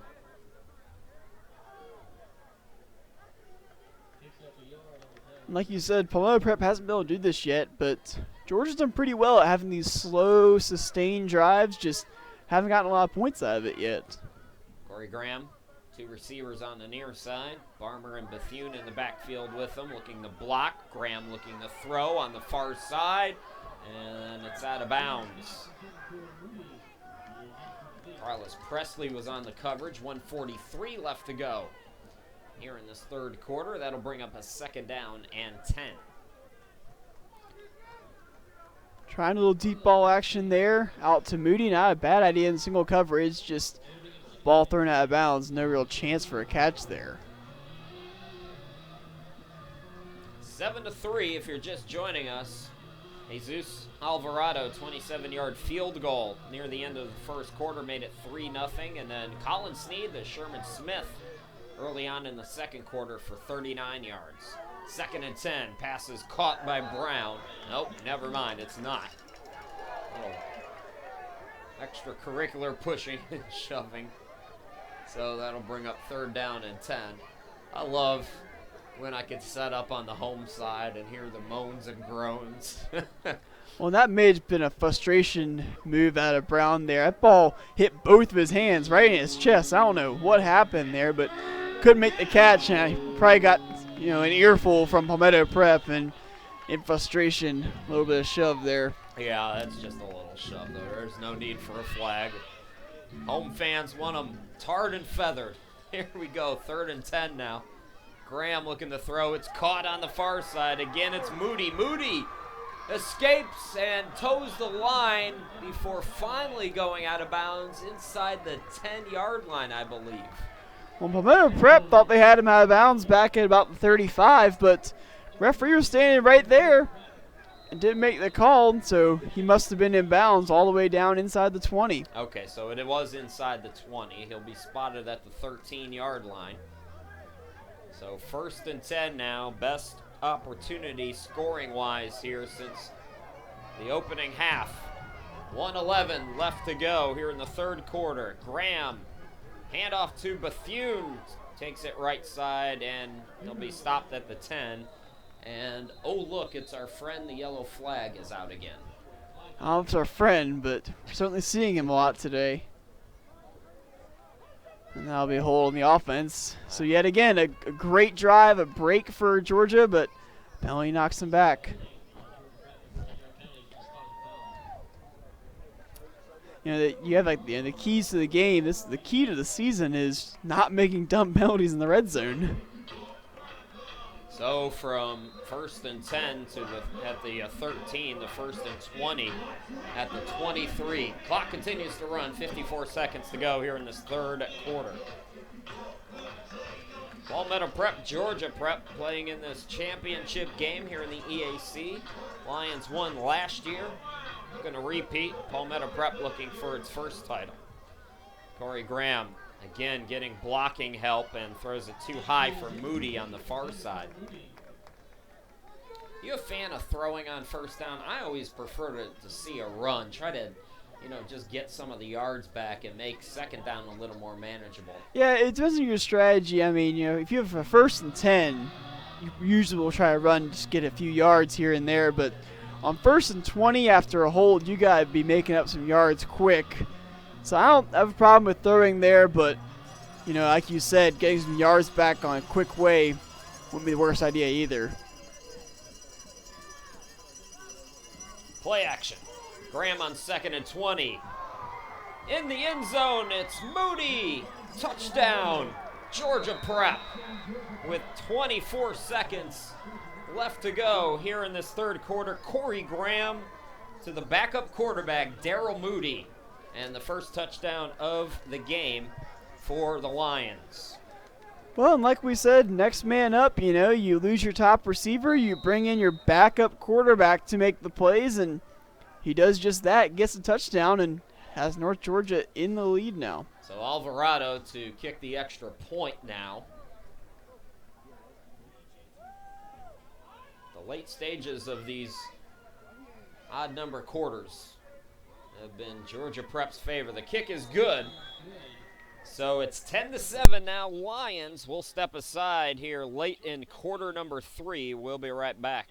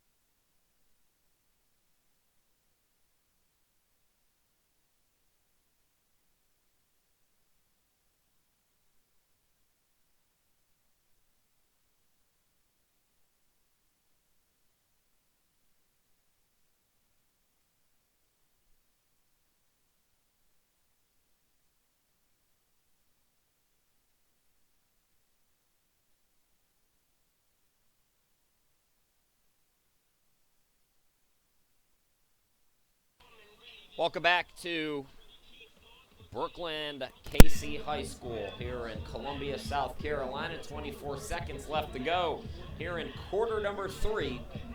10-7 in favor of the Lions. Chris Sheeman, Harrison Huntley, glad to be back with you. Alvarado to kick off. And Alvarado booms it. It'll be taken by Devin Harrison. Harrison past the 20, lost the football. Harrison recovers, and he's taken down inside the 15. They're going to spot him, give him forward progress at the 15-yard line. So 13 seconds left to go, and almost another turnover. It would have been the 4th for Palmetto Prep. Yeah, I mean, there's making a play and there's making a mistake, and at a certain point you cut your losses on a kick return and say, all right, we'll get the ball to the offense. And Case trying to do too much right there almost cost Palmetto Prep. So the Minutemen backed up. 13 seconds left to go here in the 3rd quarter. It's likely we'll have one play here and then go to the final quarter. Colin Sneed, 3 receivers on the far side. Handoff to J.B. Thompson. Bounces off the tackle, takes it near side out to the 17-yard line, but a flag down in the backfield. A flag right at the snap. I think there's going to be too many men on the field.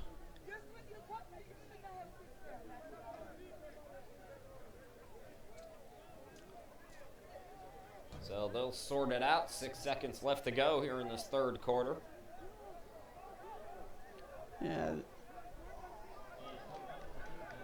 going to be 12 men on the field right there for Georgia Prep. So that negates the run, but it does make it 1st down and 5 now. And that will end quarter number 3. So we go to the 4th quarter here in the EAC championship game. And the defending champs, Georgia Prep, the Lions, leading Palmetto Prep. Minutemen with some work to do, down 10-7. We'll be back with the 4th quarter here in just a moment.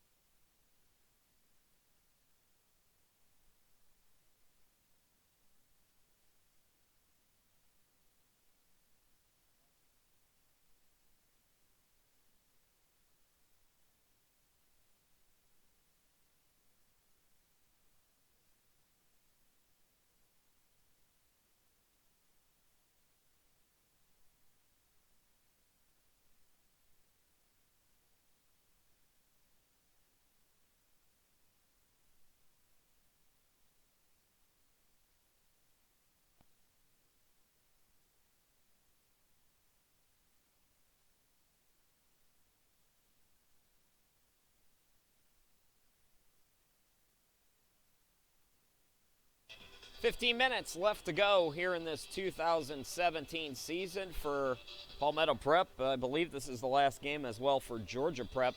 This 2017 EAC championship game. Chris Sheeman, Harrison Huntley, glad to be with you. I want to give a shout out to Tyrone Tate. He was off with his kicker, but for the most part doing a great job helping me and giving me some information before the game. It's always hard sometimes to get it touch with the opponents, but Tyrone Tate, big shout out to him over at Georgia Prep. Some trickeration, the pitch to Martin. Martin straight ahead, 25-30, escapes a tackler. And it'll be a first down for Palmetto Prep out to the 31-yard line. Also want to say a big thanks to Wes Dorton for having us this year, the AD at Palmetto Prep. Glad we could bring you these games. We will regroup after this year, and I'll send some recommendations to them once I'm on the plane and have some free Wi-Fi as I fly to Ohio tomorrow. But hopefully we can do it a little bit better and bigger next year. 14:27 left to go in the ball game. 1st and 10 for the Minutemen. In motion, Tyreek Martin. They fake to him, hand it off to Thompson. Thompson straight ahead, and he'll get to the 35, maybe 36-yard line.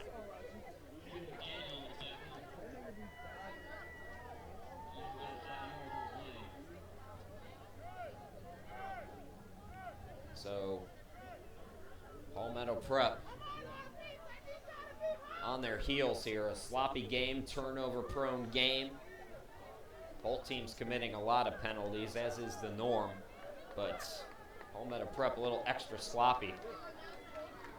And this is something that the coaching staff was worried about coming in after that easy victory against the Lions during the regular season. J.C. Howell tripped up at the line of scrimmage. Actually might have lost one back to the 35. So that'll set up a 3rd down and 6. And I don't know what it is with pro athletes, and I've noticed it in the NBA this year. I watch a lot of basketball, and it seems like a team gets up by 22, and it's almost a guarantee that there's going to be a comeback. And you know, you get overconfident. You had an easy win against Georgia Prep. You had a lot of players out in that game, so you're thinking to yourself, yeah, this will be an easy one. Well, Georgia Prep is the defending champion for a reason. Especially being at home too, you know, you get to be a little lackadaisical that way, and yeah, a lot of, you know, plays that Palmetto Prep thought they were going to make, and they've just let slip through their hands so far, and right here, another 3 and out. Yeah, Colin Sneed just went forward and gained nothing, and he's wobbling to the sideline. They might have to take him in for a concussion protocol here. He took a shot in the helmet. He's not walking too straight right now. No, he's not. That's not a good sign. Sam Oxendine is the backup, and he's more than capable, but, you know, you worry more about Colin Sneed's health than the game at this point. Like you said earlier, I mean, it's the way football is now. We know more, and we got to be more protective of guys like that. Yeah, there's no reason not to at this point. I understand the old school mentality and habits die hard, especially in a conservative game like football, but got to be careful. So McCloskey to kick it away, and it bounces at the 31 and goes out of bounds there. So Georgia Prep will take over with the lead now, 11-14 left to go. We haven't seen much from Bethune and also their running back Barmer. Maybe a little more running plays here, or do you still stay aggressive, Harrison? I think you have to stay aggressive here. There's a 3-point lead is not safe, especially with the kicking that game that Palmetto Prep has. I think you have to put foot on the gas, keep going, and try to score again, because a 3-point lead is not going to stay, I don't think. So the Palmetto Prep defense needs to make a couple of plays here. It's been a good defense. Everybody in prior games afterwards talking to them, feeling like this is the best Palmetto Prep team they've ever had. It's time to step up. Hasn't been a great game, but you're still very much in it. DJ Bethune gets the handoff and a gain of 1. When you got to think, what kind of storybook ending would it be if the backup Sam Oxendine comes in and leads a fourth quarter comeback? Be a right out of Hollywood kind of story right there. Oxendine at Blake High School in Florida last year at 835 passing yards, 7 touchdowns, but 16 interceptions, and just a 45% completion rate. He's played well in backup minutes here. A lot of blowouts this year for Palmetto Prep. I mentioned Oxendine did have a touchdown throw against this Georgia Prep team on the 29th of October. 2nd and long. Completion of Moody. Moody lost it, but they say it's incomplete. Did not make, as they like to say, a football move. So I was going to say, they call it a football move. You can catch it, but if he gets knocked out immediately without making a quote-unquote football move, it is an incomplete pass. So third down, 10:25 left to go here in this final quarter. And Palmetto Prep needs one more play here to get the football back. This would be a big 3-and-out. Yeah, it'd be a big 3-and-out right here if Georgia stalls real quick and a chance to really get the momentum you had. So I'd be shocked if we saw Colin Snead again on offense for Palmetto Prep. Graham's going to keep it and makes the wise play there, just sliding forward. Gain of only a couple, so the Lions will have to punt, but that's a smart play. Not trying to do too much. Hey, we've got the lead. My defense is playing well. I don't see what I like. I'm just going to go down. We'll kick it away. Backup quarterback coming in. I like our chances. That's a smart play. Smart play, and you got a great punter, too, don't forget. And Alvarado, he's been hitting some long ones today. I think this one could be, depending on where the wind's died down, it could be back to the 40, 30, even 20-yard line at this point. Yeah, the wind is gusted at times. Right now, the flag's not blowing at all. Play clock running down.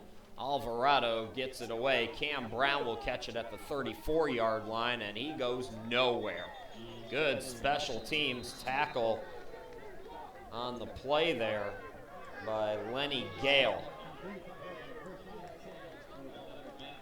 So the Minutemen, Sam Oxendine coming in at quarterback. Mentioned product of Blake High School in Florida, 6'1", 170. So, yeah, and Colin Snead still sitting next to a trainer right now on the bench. I don't think you're going to see him at all in this game. So it is Sam Oxendine's game going forward if he wants to lead a fourth quarter comeback. Empty backfield for Oxendine. First and 10 at the 34.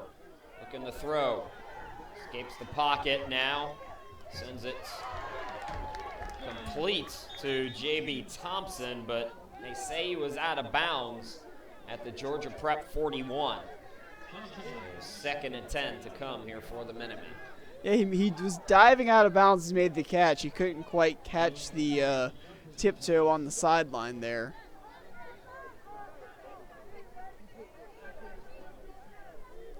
.21 left to go. They have not run the football hardly at all here in this ball game. J.B. Thompson had a touchdown run against Georgia Prep in their last meeting. Haven't seen much of him. That pass is tipped. Oh, it comes. Oh, no. Brantley Campbell had all day. He could have walked to the end zone on the tip, could not come up with it. That's the kind of day it's been for Palmetto Prep. Yeah, a play that probably should have been an interception if we're being honest. Yeah. It hit a Georgia player right in the hands, but he doesn't make the play, and it's right there for Brantley Campbell, and couldn't come up with the play there. 3rd and 10 now. Oh, boy.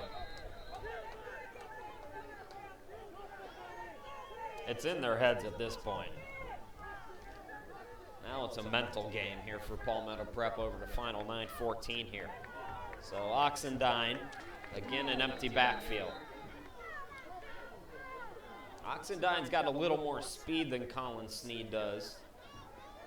Looks to throw here, bombs it for Smith, and that is well overthrown. So a 3-and-out here for Palmetto Prep. I mean, is there a reason why they're not running the football at this stage? It's 9 minutes left to go. You're only down by 3. Yeah, I mean, I think it's just a credit to Georgia's defensive line. They've stopped the run almost entirely in this game, and I think at this point you just decide, well, the run's not working. May as well just go to the air. And a couple sweet plays work out. For the most part, not much on offense for Palmetto Prep today. So it's McCloskey kicking it away. And fair caught by Hunter Brown at the 36-yard line. We'll step aside. 9:01 left to go. Georgia Prep takes over, leading by 3.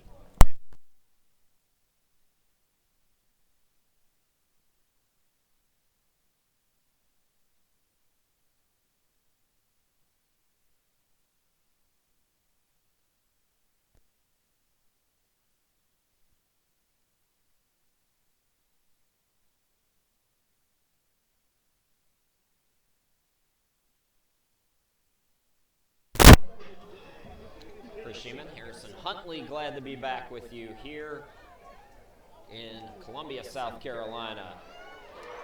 Trying to run it again, handoff to Barmer, and again, true self Cooper with his second tackle for loss today. It's a loss of 3 back to the 33-yard line. But the clock does run, and you'll take that right now if you're Georgia Prep. Yeah, absolutely. I mean, you know, you've got the lead here. You've got a struggling offense from Palmetto Prep. You give them a short amount of time, even on a short field, there's no guarantee they're going to do anything with it. Georgia Prep trying to win back-to-back EAC titles, and Palmetto Prep looking for its first. 2nd and 13 now, play action. Graham facing some pressure, and he is taken down.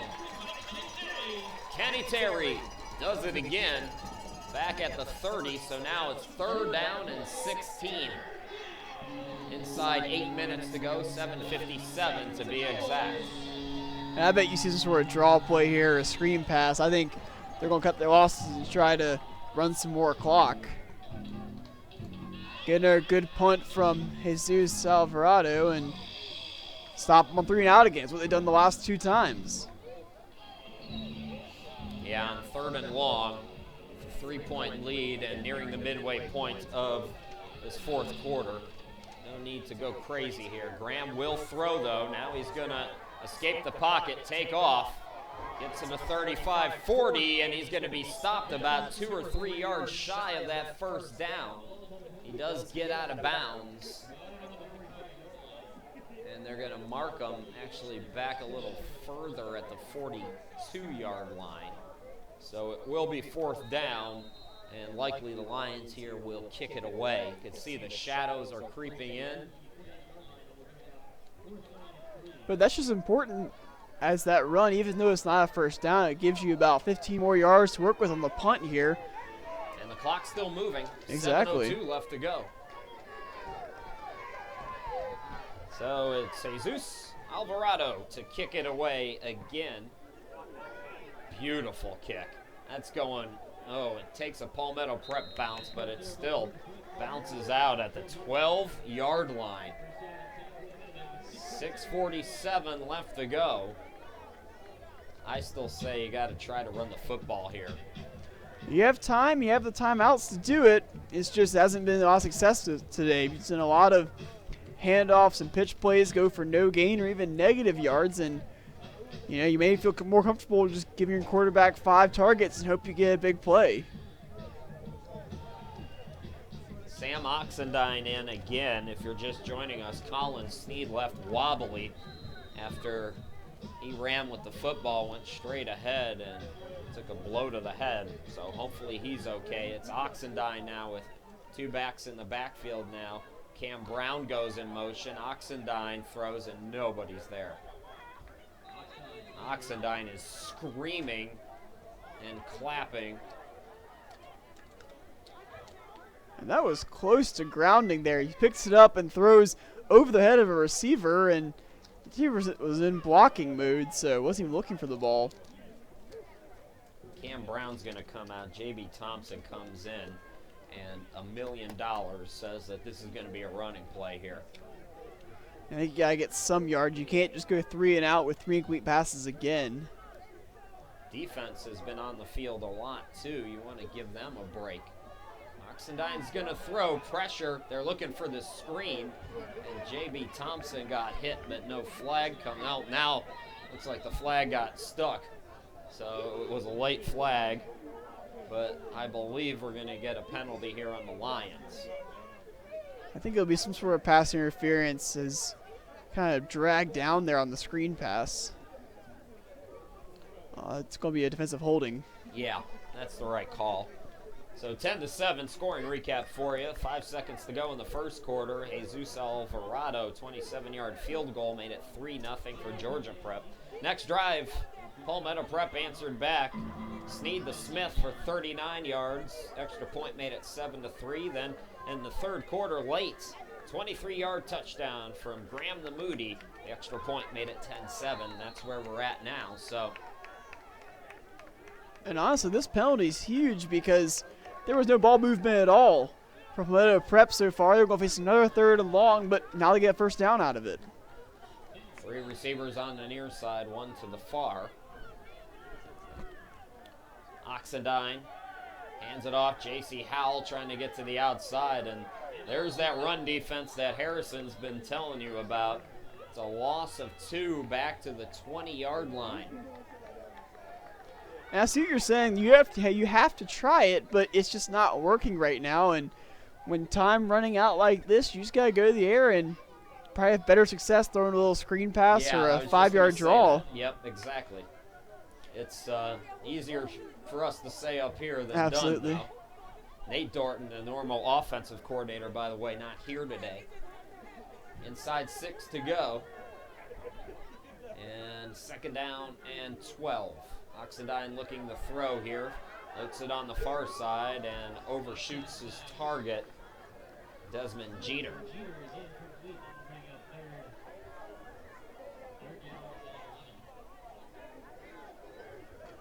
And it's hard to say that Snead would have made that kind of throw, but it is a big factor having a guy that hasn't played all game.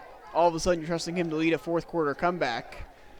And it's just, you can tell he's still got the pregame jitters in him. He's still throwing really hard and just too much sometimes.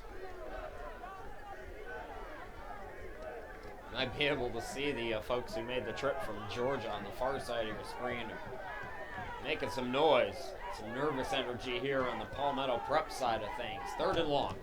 Oxendine again throws it, and it's deflected, intended for Easley, incomplete. So Palmetto Prep will have to punt it again. Still 5:40 left to go. This one by no stretch over. 2 timeouts for the Lions and 3 still for Palmetto Prep. But running out of time, the defense is going to have to make a play. They got 2 turnovers and touchdowns defensively against Georgia Prep in their last meeting. But I don't know. I'd like to see some video from that first meeting because I don't understand how this Georgia Prep defense gave up 34 points. Yeah, absolutely. There must have been some sort of offense spur that we're not seeing today from Palmetto Prep. That's going to die inside Minutemen territory. So good field position for the Lions. They lead by 3. We go away again with 5:30 left to go in the game.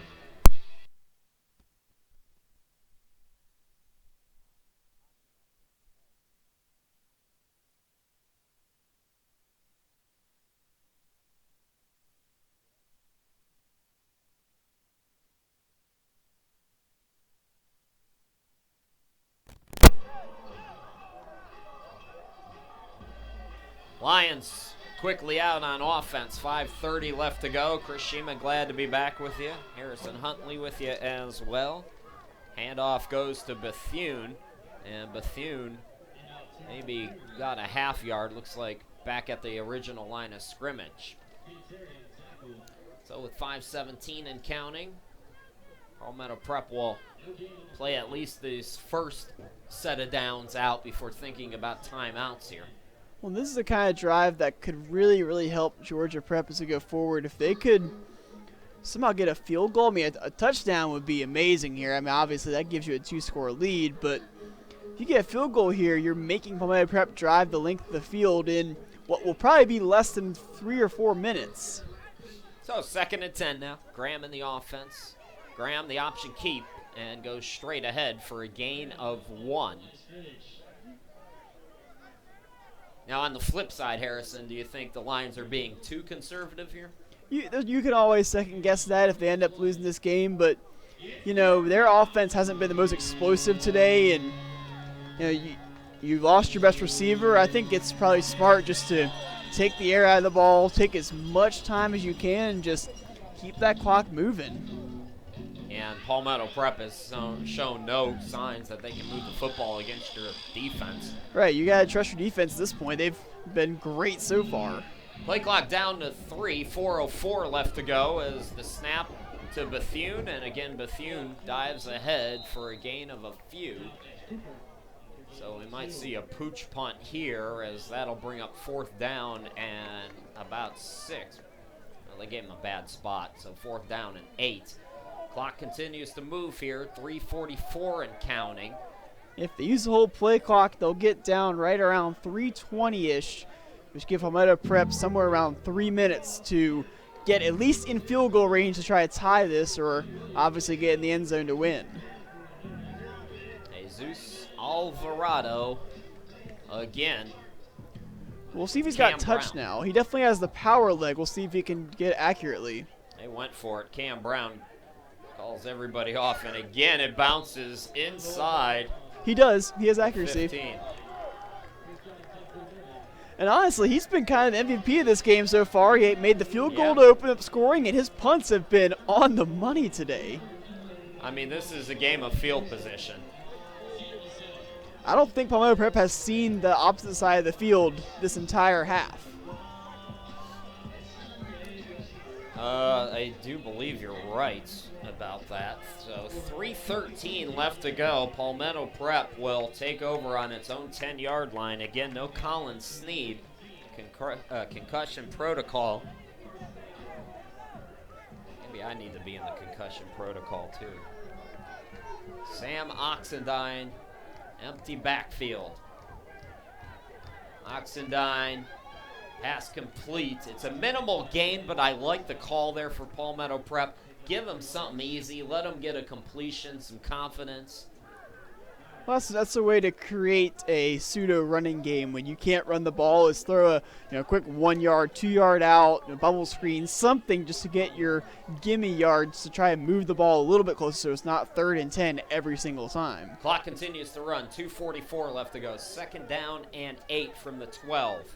In motion, J.B. Thompson to the near side. Oxendine gets protection. Cam Brown is wide open at the 35, to the 40, 50, 30, 20, 10, 5, touchdown!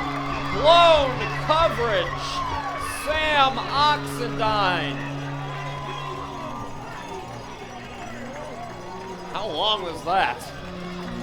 It was at the 12-yard line, wasn't it?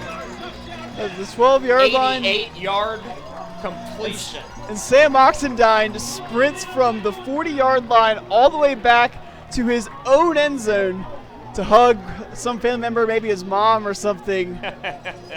Not a very traditional celebration, but Good for him. when you may have just won the EAC championship, calls for a celebration. You can play great defense for 58 minutes. One mistake and you're down. How about that? Huge mistake there, leaving Cam Brown wide open. So Ramirez makes the extra point. That makes it 14-10. 2:25 left to go. Georgia Prep has a drive in them. Let's see. We'll find out. We'll be right back.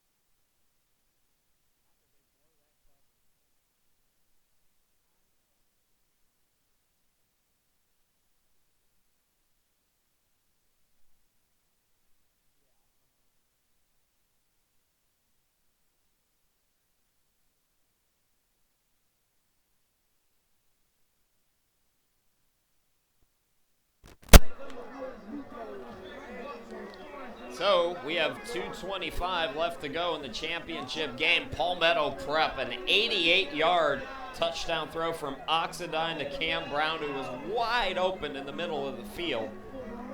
So Georgia Prep now will get the football back. They have to get 6. They trail by 4.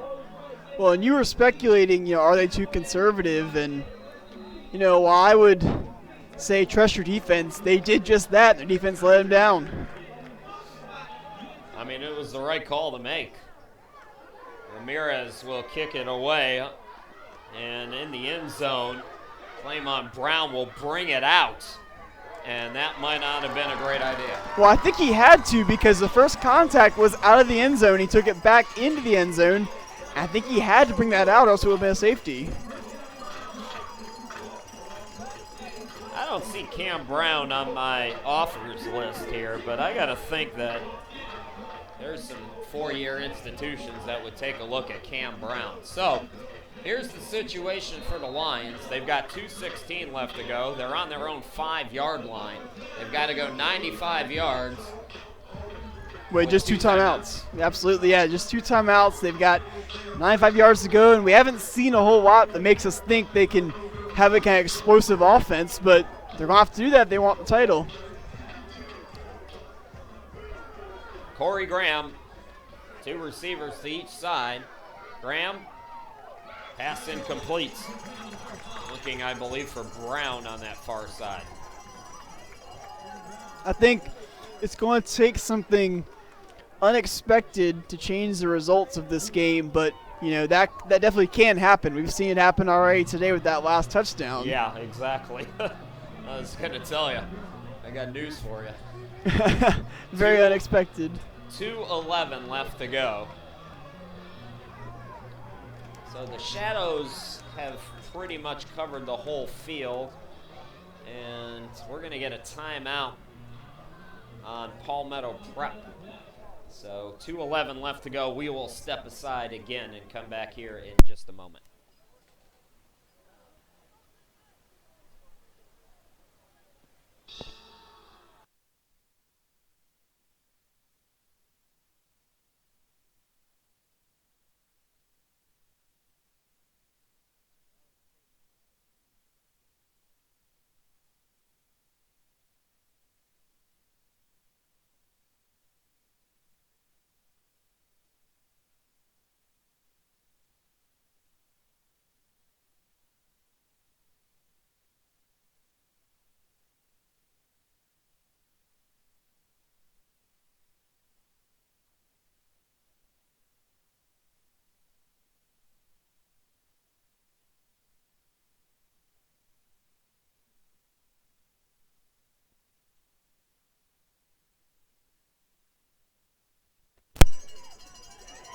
Welcome back. Second down play, and that pass is just a little bit short as Graham was looking for Moody. So with 2:06 left to go and only 2 timeouts, 3rd and 10. And for the Lions, I mean, even though they're on their own 5-yard line, it's 4-down territory here. And that was also an eligible receiver downfield that Palmetto Prep will decline. But yeah, they've got a long way to go and not a lot of time left to get there. Got that first down. First things first, move the chains. Corey Graham trying to go 95 yards in 2 minutes and 6 seconds. Pressure. Able to get the pass away. It's caught at the 30. Big grab by Harley, Rashad Harley. And he's feeling it right now.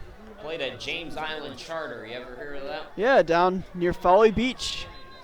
And he's down right now on that play. Took about 3 shots in different areas and a great catch, and can't believe he held on to that, honestly. So we have an injury timeout. Once again, we will step aside here. 2 minutes exactly left to go in the championship game. Georgia Prep not done yet. We'll be back.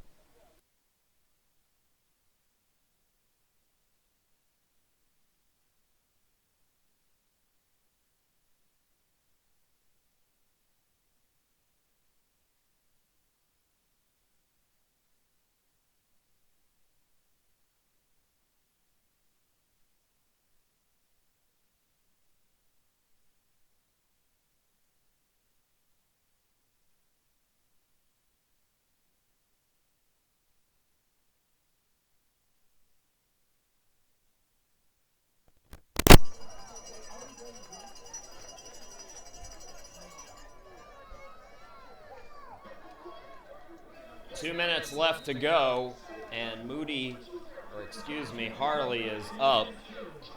So good news there. 1:51 and counting. The clock did reset and start again after that injury timeout. So Corey Graham's got to hurry here. Still an opportunity. That was a gain of 25 yards. Need more big plays like that. Looking on the near side, that pass is caught. It's Hunter Brown close to midfield. So clock will stop for the first down. Again, it's college football rules. Well, something we've seen here is that Georgia's been going to the sideline for every single play call, which has been the source of a lot of their delay of game penalties. They're trying to hurry up offense. They have to run to the sideline every single time before the play. 119 and counting. Graham throws, and a nice play to throw it out of bounds there. Didn't like what he saw and made the smart throw. That stops the clock at 1:13.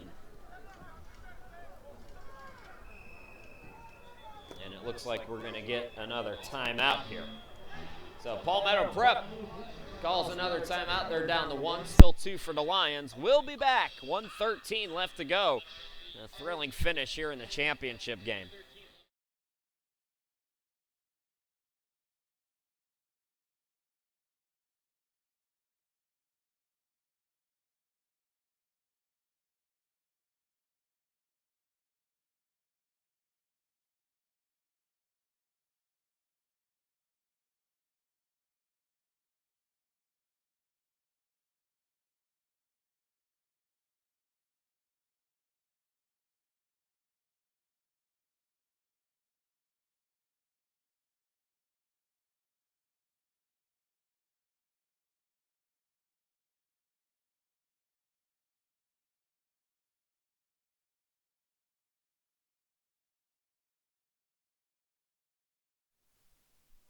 Out of the timeout, second down and 10 for Corey Graham and the Lions offense, trailing 14-10. Sam Oxendine, 88-yard touchdown bomb. Pressure now, and Graham can't escape. He's sacked back at the 39-yard line. Georgia Prep will use its timeout. Chris Sheeman, Harrison Huntley with you. We'll keep it here during this timeout. So now it's third down and long, and you know, you've got 2 downs to work with here, so no need to try to get it all back, but they've had a couple big plays on this drive. Well, you only have a minute, too, so you can't just say, okay, you know, let's get a couple 5-yard plays and get a first down. You have 1 timeout and 1 minute, so whether it was 3rd and 1 or 3rd and 14, you're still looking deep here, I think, and, you know, if they can get a couple big plays, they'd be down inside the red zone, and at that point, it's whatever, you know. You take a couple shots at the end zone, and it's really just up to whoever make the plays. So both teams down to 1 timeout each. 1:06 left to go.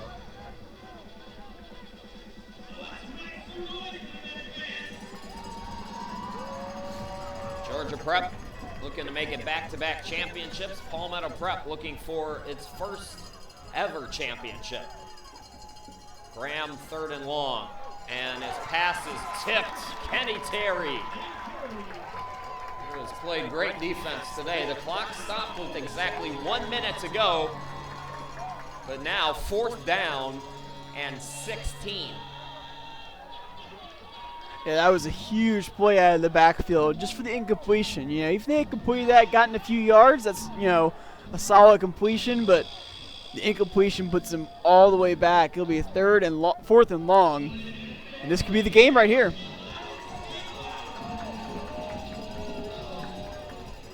Play clock is down to 10. So Corey Graham needs to dig deep and make another big play. Play clock is at 2. Snap away in time. Graham facing pressure again. Floats it up on the near side looking for Moody, and it's caught, but I believe out of bounds.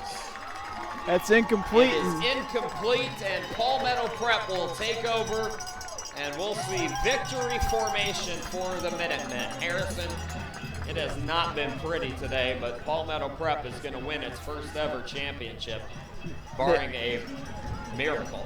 As they say, a win's a win, especially in a title game. A win is certainly a win, and it's got to feel good for Palmetto Prep to play, you know, not your best game, the understatement. Probably one of their worst games they've played all season, but to still come away with the win shows a lot of character and shows really just the true nature of these guys, always working hard, and it all paid off in the end. So the Lions do have one timeout. We'll see if they elect to use it or not. Might as well. 51 seconds left to go. We were talking about it before the game, that Utah coach called a timeout yesterday and giving Washington a little motivation to try to win that game in regulation. Washington last night, Pac-12 after dark, was going to play for overtime, and then Utah burned a timeout, and they started throwing the football, and Washington won with a late field goal. This is a different kind of a situation because you're down in this one. It's not a tie game, so, you know, the Lions, it would not be disrespectful for them to use this timeout. As you see, that was a fumbled snap right there. I was going to say, that was a shotgun victory formation. I've never seen a shotgun victory formation. That's what it was, and they just about lost the ball. I think it's going to stay with Palmetto Prep, yeah, but I do too. I think my goodness. Got on it. So the clock continues to run here. Well, I'm sure they'll call a timeout now. Absolutely.